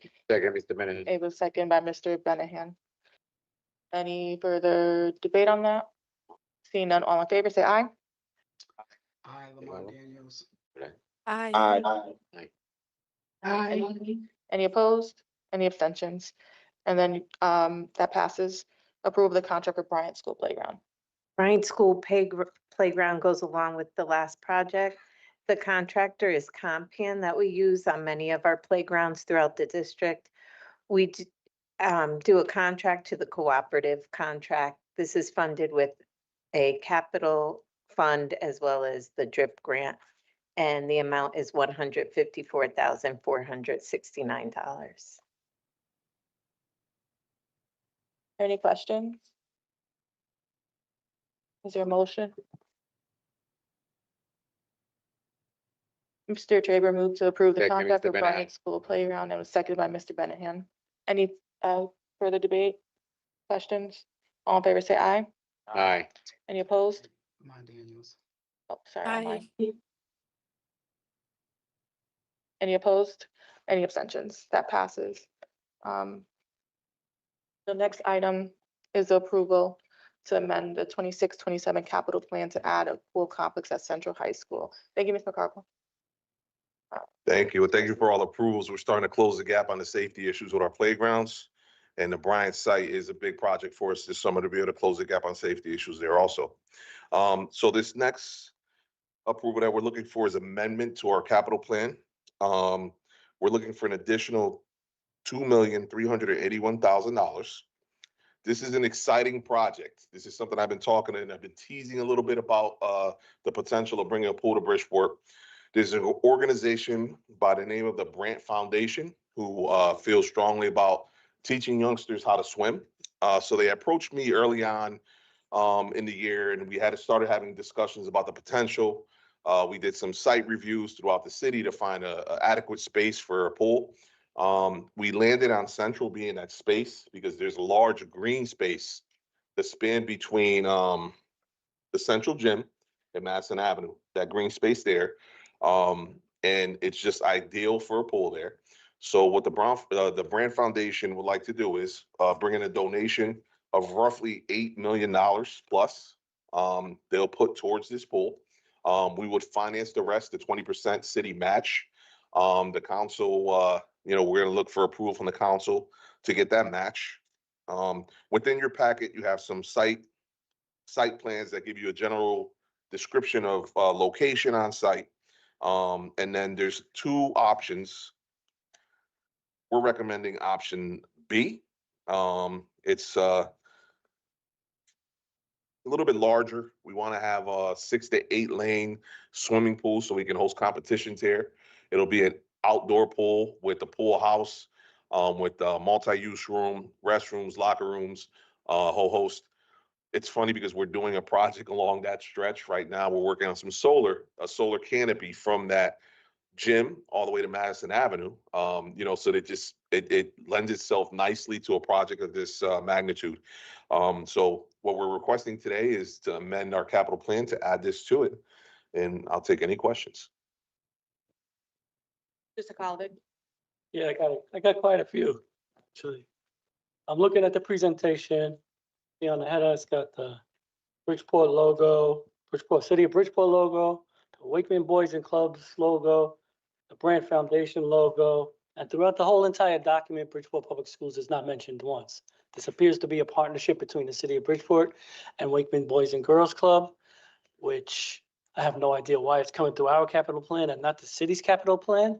The city wants to partner with Wakeman and create and have a pool, it should be going through their capital plan, not our capital plan, because we've got a master facility plan that needs to be dusted off and looked at. And looking at these plans, we're giving up a softball field for these kids at Central that already have a softball field. And we just went through mothballing Blackham's pool. Have they been asked if they could somehow rehab Blackham's pool and open that back up rather than to take away a softball field from one of our high schools? I'm not sure if it's the only one of two high schools with softball fields in the city.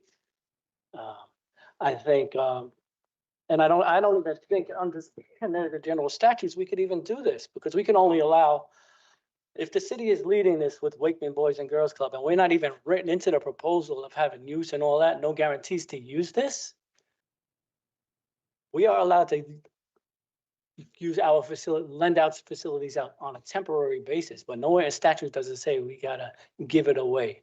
I mean, this appears on its face that we are relinquishing authority to hold that property, because it's either ours or it's not. So could you please explain why Bridgeport Public Schools is not even on this proposal? So and how this came about that it didn't even go through committee, so we could have a little more time to discuss this. So there were a couple, so I'll talk about timing first. This is hot off the press.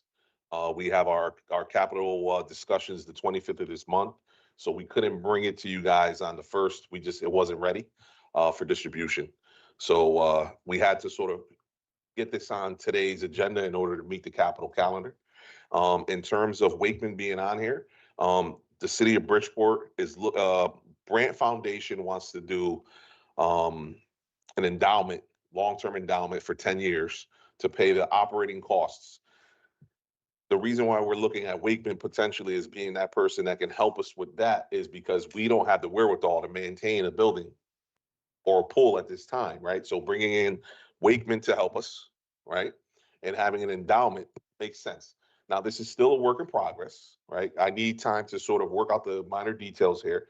We're getting in on capital. There'll be other approvals that we'll have to come to you for as this process rolls out. Once again, having a pool on this site makes a ton of sense. We have 2 fields on the lower lot. I envision Central as becoming that sports complex. There's other opportunities. The city of Bridgeport currently is fixing the track around Kennedy Stadium. Those lower fields, I have the potential of bringing in some additional funding from another donor who's done fields throughout the city that I have a relationship with. Myself and Jamie have worked on 10 turf fields throughout the city years ago. So this is part of a bigger plan to start to enhance that site. You know, when we get these opportunities, someone wanting to donate, $9-10 million, I have to bring this to you because this is a tremendous opportunity. In terms of the pool at Blackham, when we do the renovation of Blackham, we're going to want to put that into that renovation of Blackham. But currently, the state of that pool, we're talking several $1 million to get that up to snuff, probably to the tune of 10 to 15. So we're recommending this, but it's up to the board to decide if they want to move forward with it. Who will be running the programs within the pool? We're right now, Wakeman is the one that we've discussed, potentially running the programming on the site. Of course, we'd have MOUs and all of that stuff to make sure that we have first right of use. But long term, it doesn't make sense for us to manage it into the evening, manage it on the weekends. We're going to want to have usage, as much as possible on this site. But for us, we're short staffed. We're down about 50 folks. So for us to take something like this on is difficult. The beauty of this is having an endowment and having them sort of fund everything helps us along here. See, this got to be the primary use of this place got to be for our schools. I mean, I think we're gonna have to, at the very least, run this through committee. Maybe should be referred to what's this committee in the facilities, the facility master plan, because. When is it due? I have to present to the council the 25th. On the 25th, because this is, yeah, I'm sorry, poor planning does not make an emergency on our part. This is a big, significant decision. This is not something we should be deciding in 5 minutes, because our kids will be losing a softball field. We will be losing a significant chunk of the space around it. And a pool could be a revenue generator. if Bridgeport Public Schools is running the pool, we could rent it out with the approval process. We could add pool fees for use. And it could be a profit center for us. I agree. I mean, I think the sky's the limit with a pool in Bridgeport. We don't have an outdoor pool at this time, and the district only has one operational pool. So the potential of bringing another is exciting, and we wanted to make this recommendation to the board. I still don't understand why Bridgeport Public Schools is not even on this document. It's not a partnership, it's Not in the cover. I mean, it does nothing in this thing. The architect It says did the rendering, the so yeah. city of Bridgeport will partner with Wakeman and the foundation, not Bridgeport Public Schools. Would be a different story, and I would have a different take if it would say Bridgeport Public Schools will enter a partnership with Wakeman Boys and Girls Club. City attorney would like to wait. Mr. Anastasia? If you give us a microphone for us? Want to grab a microphone? Yeah. Get you, the online can hear you. Yeah. Okay, Mark Anastasia for the city attorney's office. And I just want to point out that to the extent we're talking about property that's currently dedicated or utilized for school purposes, unless the Board of Ed determines and votes that they no longer want to use that property for school purposes, the city does not have unilateral authority to act with respect to that property. The city would only have unilateral authority should the Board of Ed abandon the property and transfer it back to the city. So I don't think anybody envisioned cutting the board. I know nothing about this project until tonight, but I'm quite certain that Mr. Garcia is well aware that this is going to be a three-way arrangement should it proceed. Obviously, I think he's looking for evidence of interest on the part of the board. I don't know whether you need a formal vote tonight. You would know that better than I. But ultimately, you would also clearly need the city's approval because this is sort of a hybrid usage. It's not solely for educational purposes, although I believe, as was indicated, you will have priority usage. So what the final vision looks like, I don't know, but title to the property rests in the city, usage of the property rests with the board, and a third party is looking to get involved in I guess it would be sort of a partnership arrangement or management agreement with both parties. I don't think that differs from anything you've been saying, other than maybe an architect's rendering left a name off something in haste, but I'm quite confident that the Board of Ed is going to be an appropriate player. I mean, we're still gonna have to circle back with legal, MOUs and all of that stuff, so there's still that opportunity. This is about us getting it on to, giving me the ability to bring it to the council to see if they're even willing to fund this. Because they've gotta capitalize this.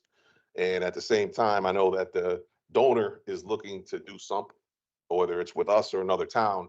We have to sort of give them some notice on what it is, what our intent is, if we want to continue or not. Dr. Avery?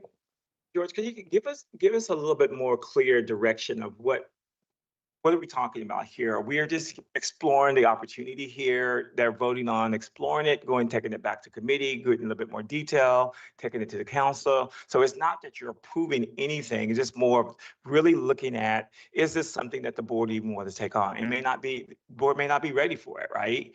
But I think just give us a little bit clearer direction of what you're asking. So what I'm asking for is the approval to add this to our capital plan, because there is a funding piece that we need, which is about 20% of the project. They want us to show some skin in the game.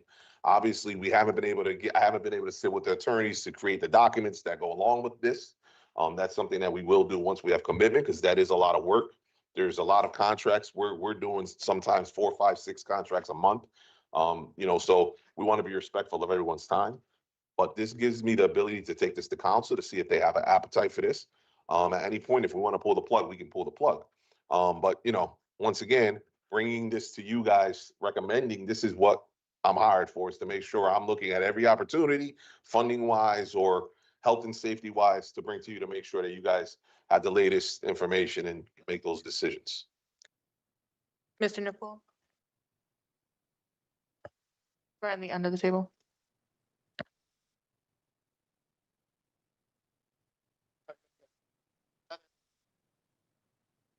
Five-year capital plan that the board had approved.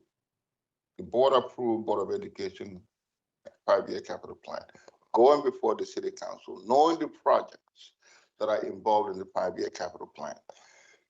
He's just proposing or asking the board to amend the five-year capital plan, more specifically, fiscal year 26-27. My suggestion here, granted it's in a kind of a rush situation, my recommendation here, the donor is going to pay 80% of the cost.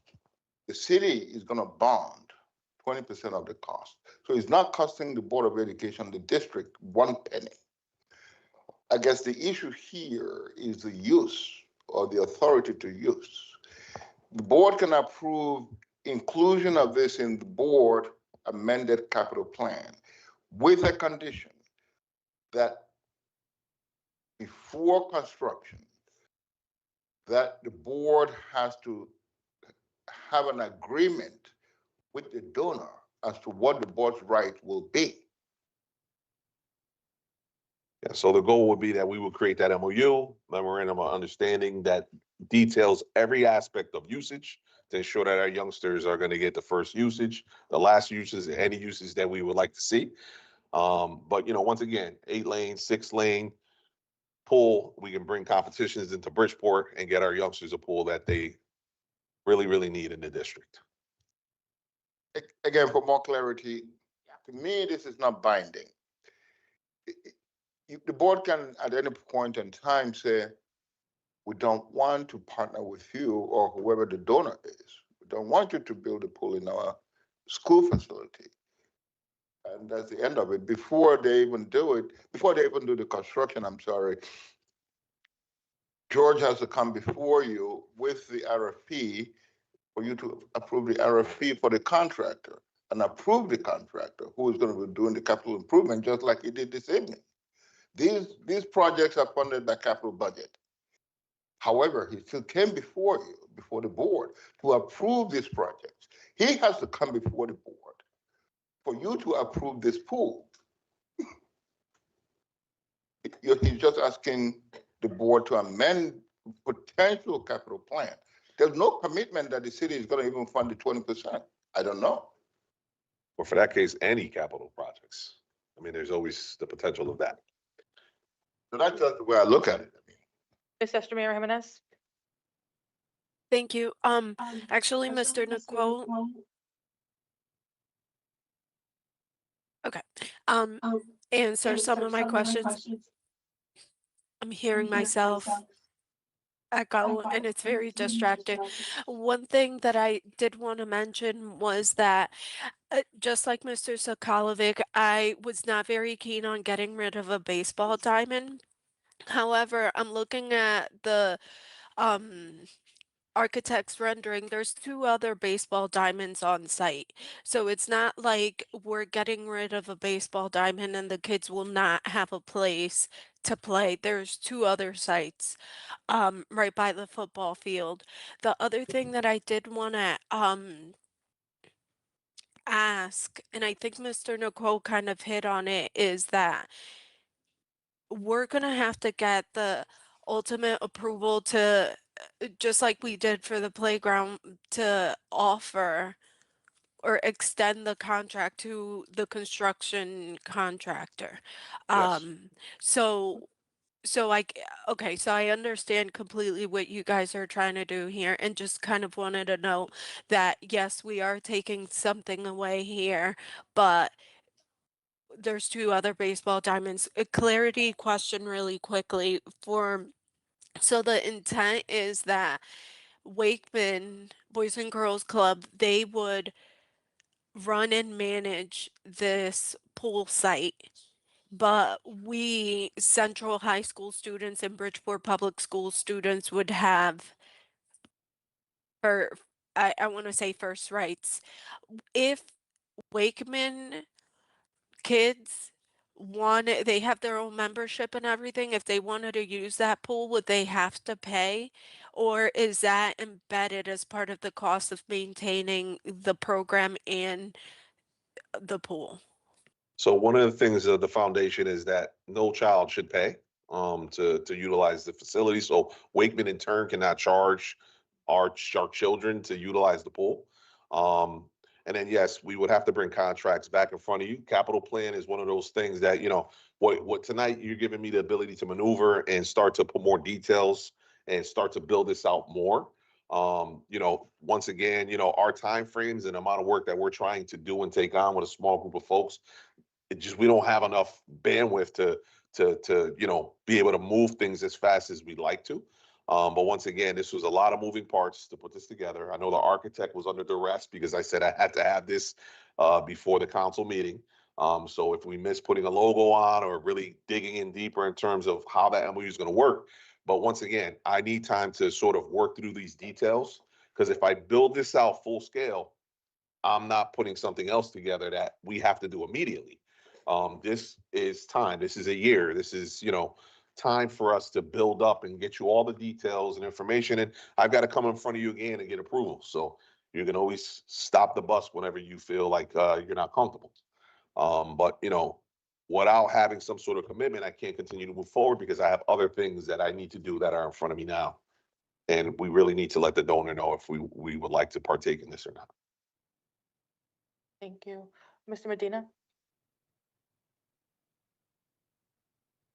Sorry, for those that are not aware, I just want to make some clarity, even though that somebody's well aware of this property. It is not a baseball field that is up there. It's actually a softball field. So we have two softball fields, one in that property that we're talking about now, and one directly behind the school, behind the cafeteria area over there, what we used to call the F corridor and thing.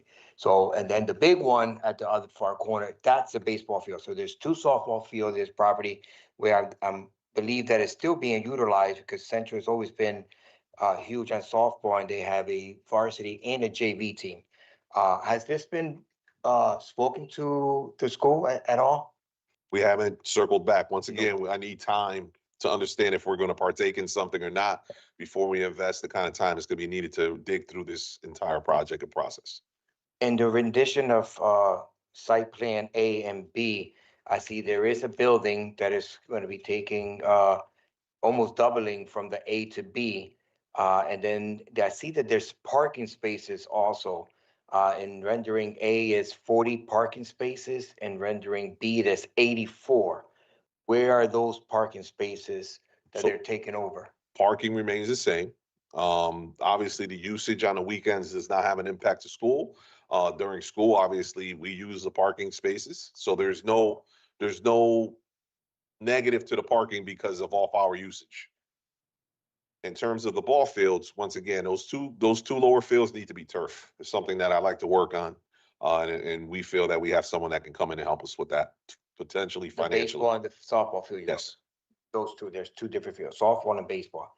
And then including, so what is, I don't know if you have the rendition there. I have it right in front of me. What is the area that is lined up there? Which one are you, Which, what are you talking about? Which option? what page? There's one here in B. Here.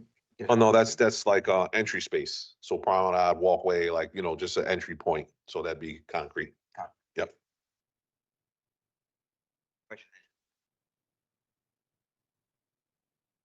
Thank you, Madam Chair.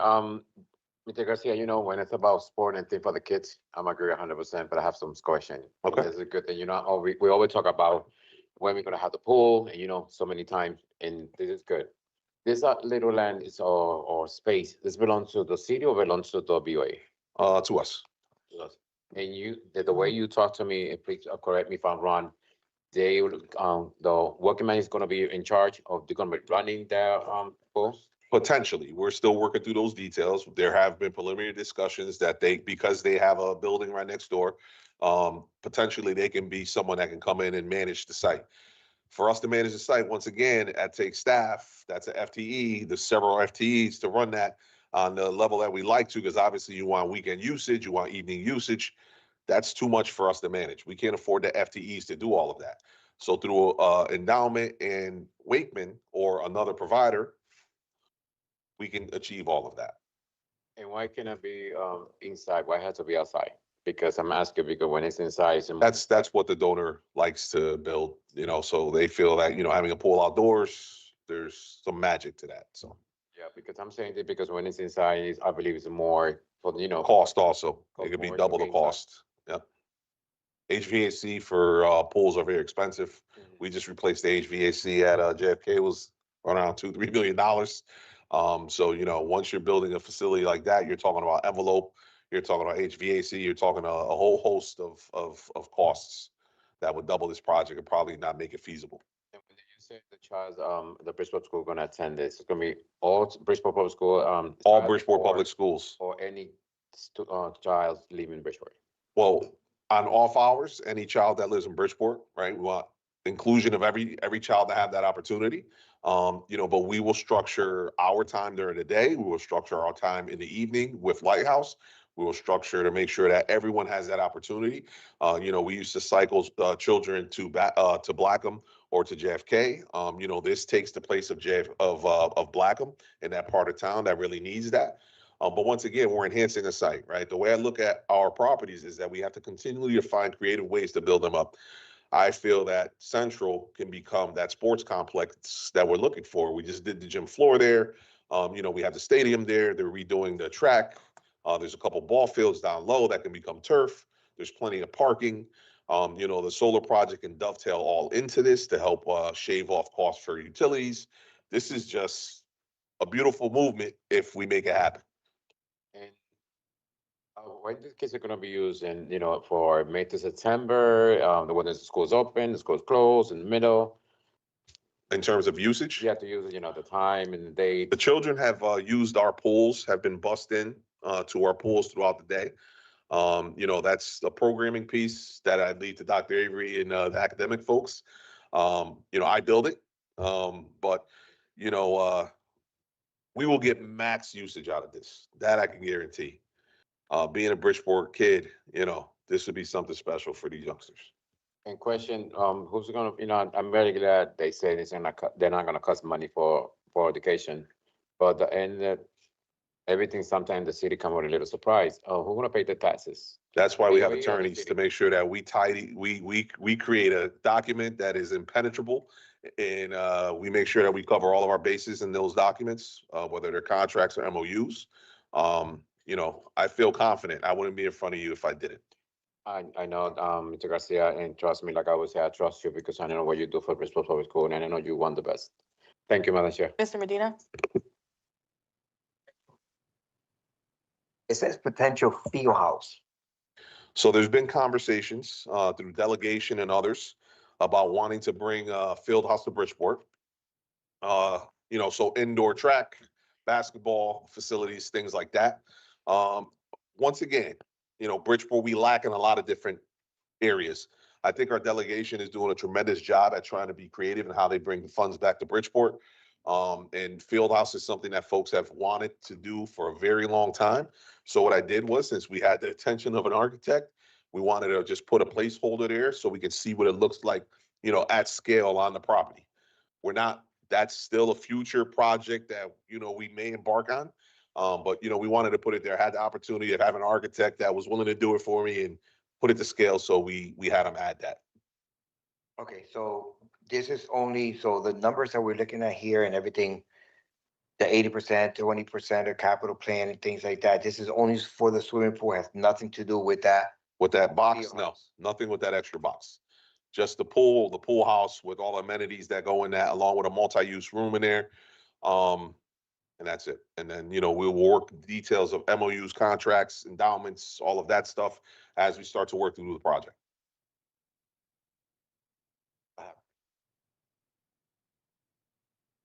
Yeah, well, my other question was answered by Mr. Benahan, maybe think of another one, because until Mr. Benahan spoke, I was thinking of a year-round facility. We're talking about taking up a significant amount of space and a softball field away from basically 4 months of the year for the pool to be useful. That's New England. It gets cold. It doesn't warm up until basically June. I hear you. and it starts getting cold again in September. And can we afford that? To have that space with that open water, and we also got to explore liabilities. When somebody falls in the pool, who's liable? Us, the city, Wakeman. There's a whole lot of layers to this thing, man. That's why I don't like to rush stuff like this.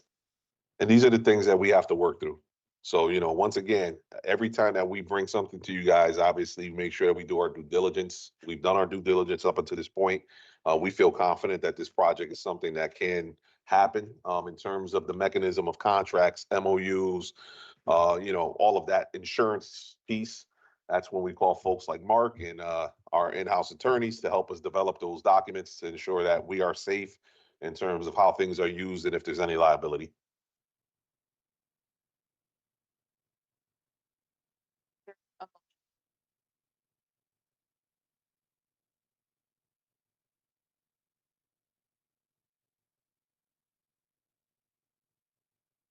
Last call, is there a motion? Mr. Benham? Madam Chair, and everyone, Mr. Garcia, I would like to table this. I would like to get more information, more details. It's amazing project, Mr. Garcia. Don't take it wrong. As Mr. Sokolow say, who's going to be in charge this? Who's going to be in charge that? What's happening? We don't want like the city say no. The board is a problem. So I would like to make a motion to table this. Can we bring it to can be your committee or my committee to get more details? I will, there's been a motion, a second, and just, I want to say that if we table it, it will not be brought before the capital plan, it goes before the city. So this will be for next year's capital plan, or it'll be tabled basically. Yeah, I mean, I So think we that, can take a vote on- if we can't sort of meet this calendar, I don't know if the donor's gonna, I don't think they're gonna extend out to next year. I know there's other cities in town that are interested in doing the work. But once again, it's the board's prerogative either way. So there's been a motion to table the item. And since property seconded, so we'll take a vote to table it. A roll call vote. Ms. Estomar Jimenez. Mr. Benahan Grajales, Yes. Mr. Woodson, No. Ms. Perez, No. Mr. Sokolovic, Yes. Ms. Burks Jennings, I'm sorry, what was that?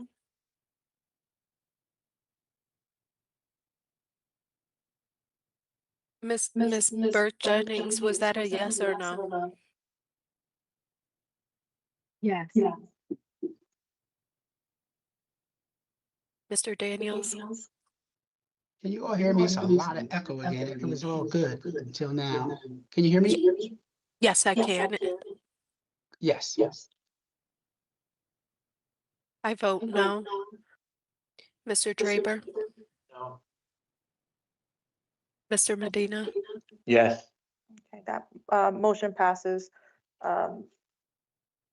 If we can get it in before next week, then we will. If not, we'll go for next time. Okay, If thank you you. guys get the grant. We're gonna go back to item A, discussion of possible action and receipt of legal advice from representatives of the Bridgeport City Attorney's Office and or the law firm of Shipman and Goodwin, which we have Ms. Rebecca Santiago in attendance and Mr. Anastasi from the City Attorney's Office. Relative to the employment of Superintendent Dr. Royce Avery in response to the correspondence on March 31st, 2026 from the State Connecticut Department of Education. Dr. Avery has been notified that he can have this in public. He has chosen executive session. So with 2/3 of vote, we can go to executive session. Is there a motion? Yes, can you just stick to the mic? Mhm. Yeah.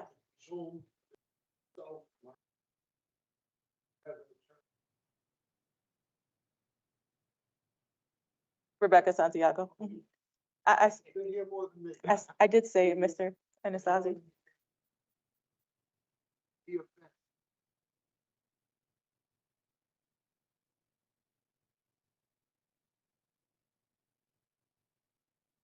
want on the record that the superintendent is consenting this matter Okay. being conducted.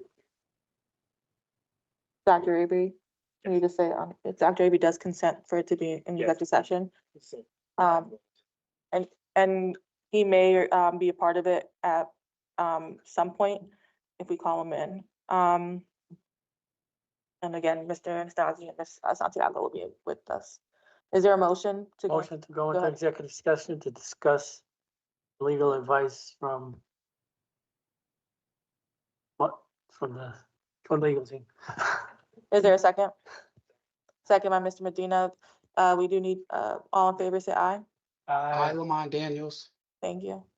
Aye. Any opposed? Any abstentions?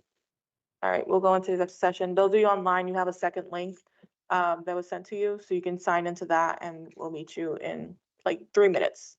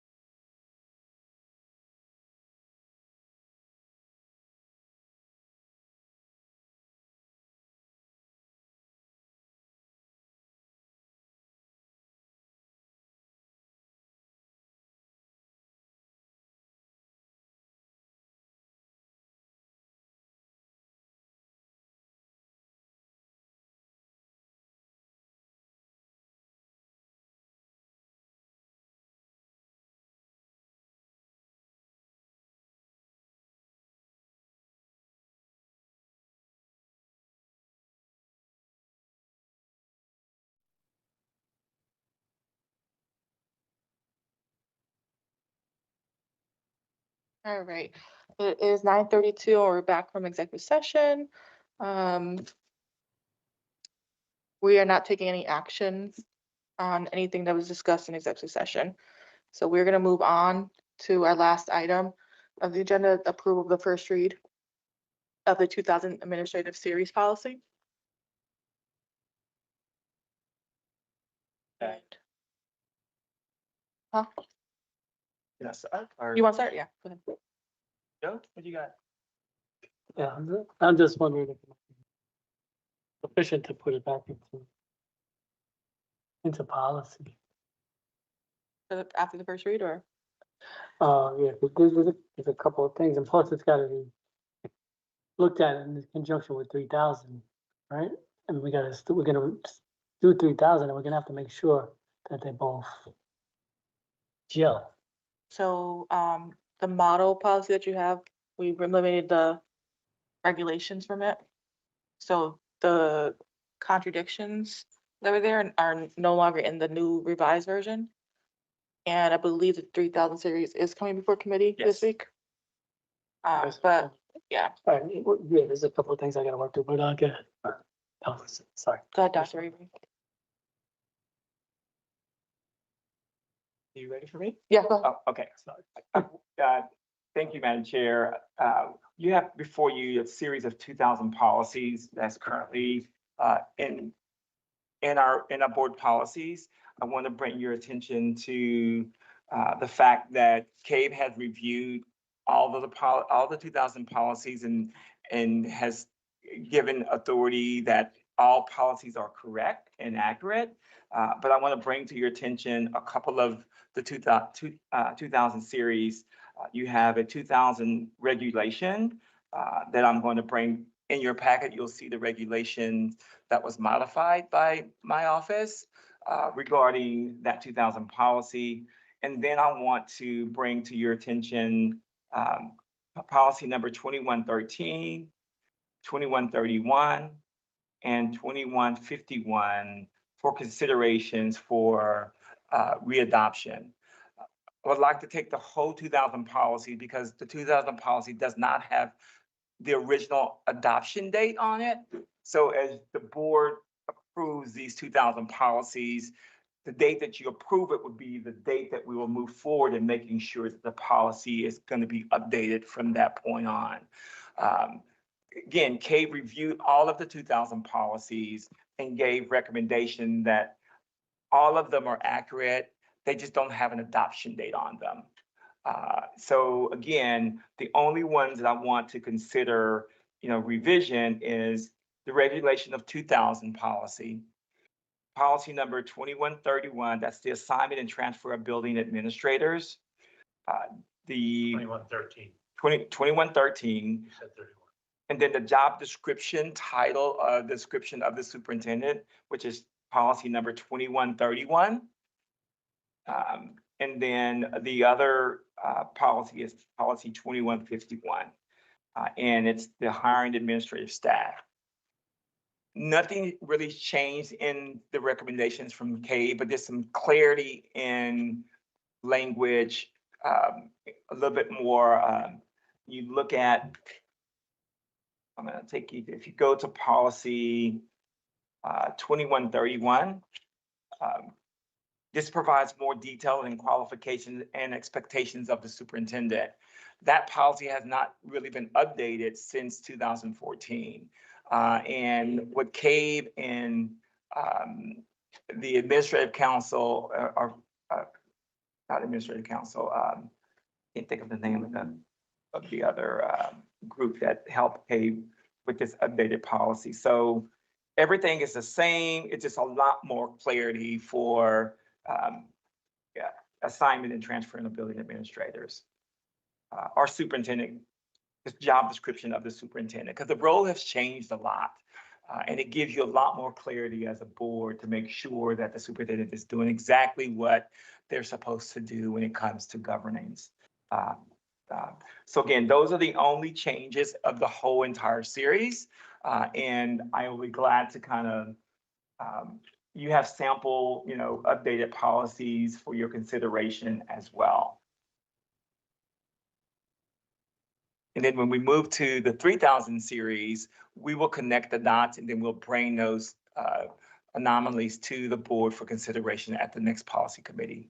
And when we address the 3,000 series, which are the two that the state is requiring the board to hopefully try to finalize soon. There any questions? I don't.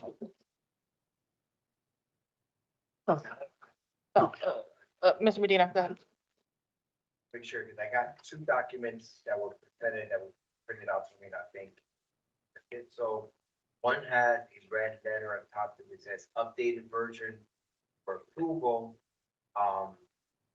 That's the one that has your amendments, that your suggestion that we made, is that correct? The updated ones are the recommended from CABE that Dr. Avery is bringing before us, yeah.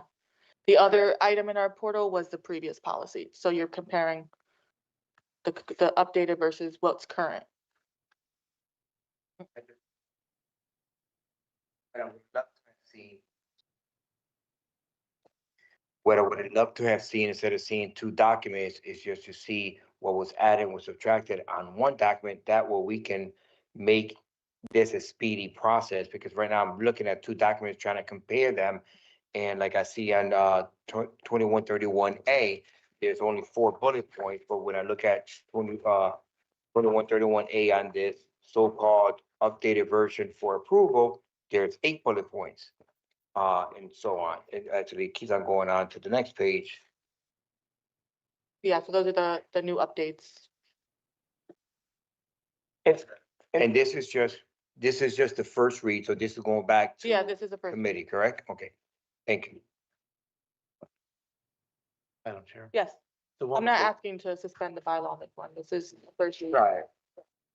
the red is the one we're voting to approve. Yeah, Right. the updated The version. updated policy is more details and qualifications and expectation of the superintendent. So when you start looking at A, B, C in the policy, it's CABE's recommended policy due to the fact that CABE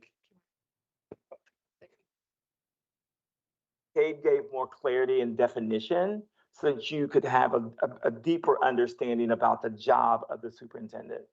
The old policy may not have the detail as the new policy has.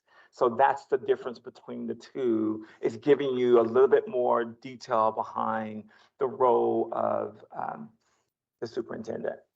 And for example, just to further that, in like the regulations in the 2000.1 policy, in the previous policy, you'll see the chart of regulations. That's the specific thing that contradicted the 3000 series. So in that series, in that regulation, for instance, there was a regulation that said the superintendent can sign all contracts and not bring it before the board. My computer just died, so I don't have my notes anymore, but that now will be wiped away. That's not on that anymore. So the new recommended regulations are aligned with the 3000 regulation or policies. Well understood. I just thought that we were moving forward in the way things like this, what I mean, any document that we're approving, You want the new red line. document, that it should be one document with everything lined out, that is gonna be taken out, and those that were added, I thought we made that stipulation and that, that we had an understanding that's what's gonna happen. But this doesn't show me that, that's why I just need more time. That was like a recommendation from the Huh? board. That was a recommendation, I believe, but I think the only 4 changes are those 4 that Dr. Avery presented. But yes, you have more questions? Mr. Safalovic? Yeah, I agree with Mr. Medina about the red lines edits, and being as this is the first read, we don't gonna get too deep into it, but one of the main things, since the point of this exercise is to understand the roles of the board and the superintendent, I want to point out this one glaring issue right here that CABE maybe should have caught. It's just saying CABE approved it already, is not really doing much for you anymore.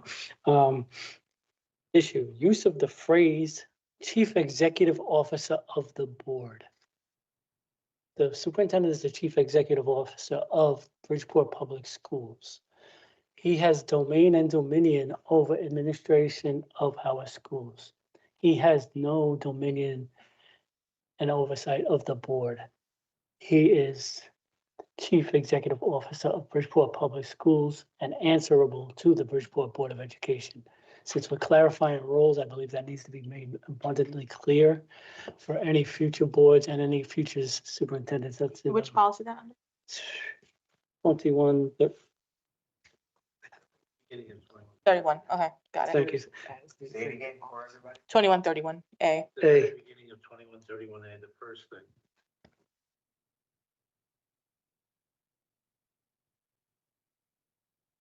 And I guess we could talk about the rest of them at another time. It's just that. Dr. Avery? All they're saying here is that you are, the superintendent is the chief executive officer of the district and for the board. It's the same thing. It's just the way it's worded and your interpretation of it. Right, and if it could be my interpretation, it could be anybody's interpretation coming along. Turn over a board, you got 9 new board members. Oh, the superintendent's the boss, it says it. I actually would agree with Mr. Sakalovic. It would be Chief Executive Officer for the Board of Education or Chief Executive Officer of Bridgeport Public Schools, one or the other. But it would not be Chief Executive Officer of the board. And you could also add, if to feel a little more like cohesiveness, and a non-voting member of the board as well.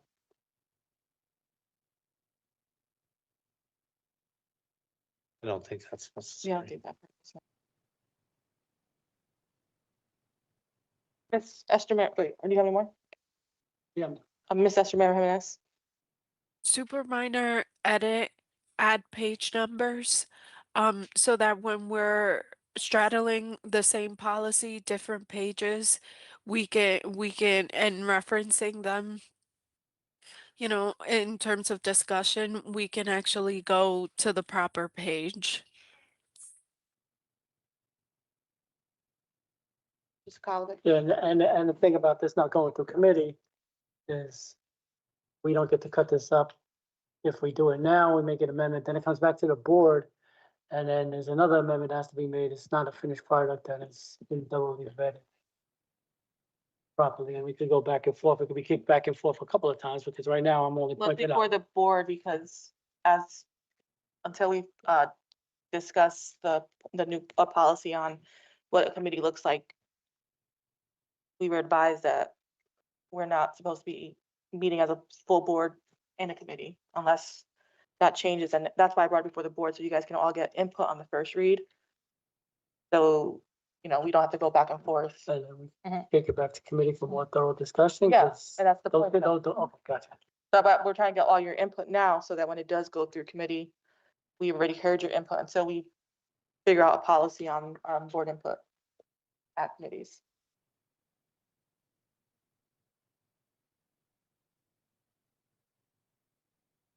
Do you have more? No, it's just Oh. that we got a board policy on input in committees, and all board members That shall. violates be able FOIA, to- that violates FOIA per our lawyers.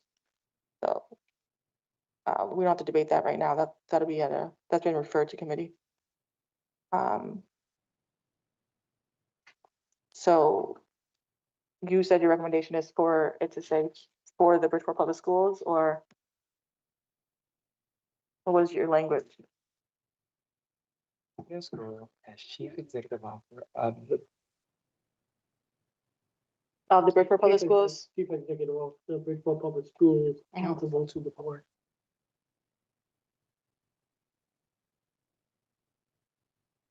Do you want to make an amendment? Yeah, motion to amend the first read to.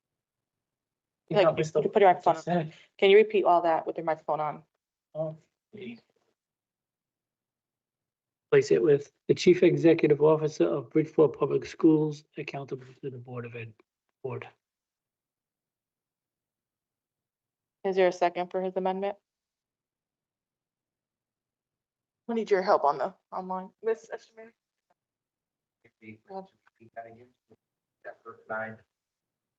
Instead of saying of Board of Education, he wants to say of Bridgeport Public Schools, accountable to the board. Yeah. Second by Mr. Medina. Is any? debate on that, I'll give Mr. Sakala the first chance. Mr. Traber? Mine's a point of clarification. Yeah. I don't think they said the same thing. Mr. Sakala, repeat.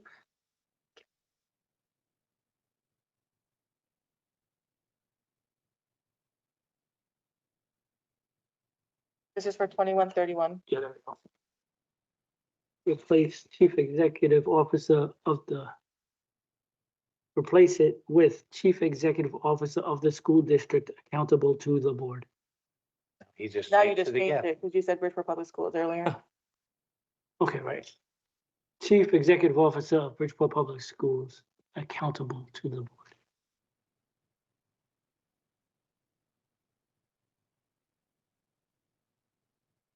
Okay. Are you clear? What, he needs to second that. He did. He seconded Bridgeport Public Schools accountable to the board. Yeah, which is. Did you what get we that just- part? Yeah, that's what I said. Committee, okay. So now I would argue, what does that mean, accountable to the board? Being added in there. That makes it clear the roles and responsibilities that the board has final say over the superintendents. I think that's said though. What it says. The, I think that's the whole redundant. series. I think that's an Be unclear redundant. redundancy. Yeah, Says that. it says it throughout. So in the regulations, it says it. Throughout the whole 2000 series, you'll say. Yep. Accountable, like in, not those exact words, but accountable to the board. Yeah, because it's basically in the beginning of his job description. I- Or whatever the Madam superintendent Chair, does. my point is that I believe it's a redundancy because that's what the relationship with the board, the educational direction, leadership is all about. Mhm. And so I mean, I understood changing the chief executive officer, chief executive officer of the Board of Education. That part is inaccurate, but now we start adding in language to the first sentence when it says will have the following specific powers and duties. The whole that whole section is about what does this mean? And so why do we want to start defining and throw in a term to try and explain one little thing in that first sentence? Accountable to the board is a term that the whole section is explaining. I just think it's unnecessary language.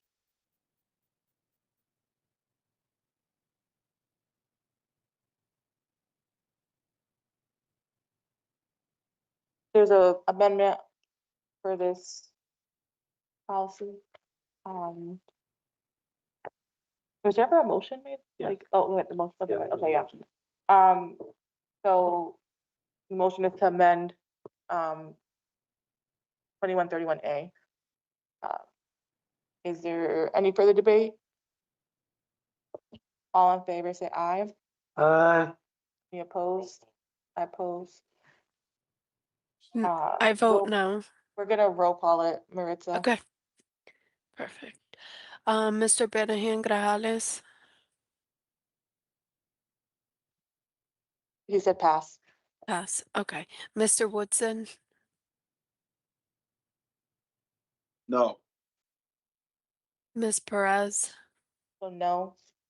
Mr. Sakalovic, Yes. Ms. Brooks Jennings. Oh, I don't see her any longer. Okay, but not present. Mr. Daniels? Can you all hear me? Yes. Yes. Yes. Okay, no. Okay. I vote no. Mr. Draper?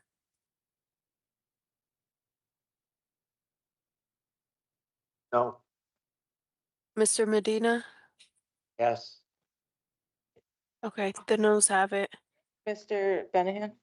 Oh, Mr. Benahan, I'm sorry. No. Okay, noes have it. Madam Chair, Mr. Traber? I would like to make a proposal to amend this section to say the superintendent of schools as chief executive officer of the Bridgeport Public Schools will have the following specific powers and duties. Is there, okay, then seconded. All in favor? Any opposed? Aye. Any My hand was abstentions? Okay. That one passes.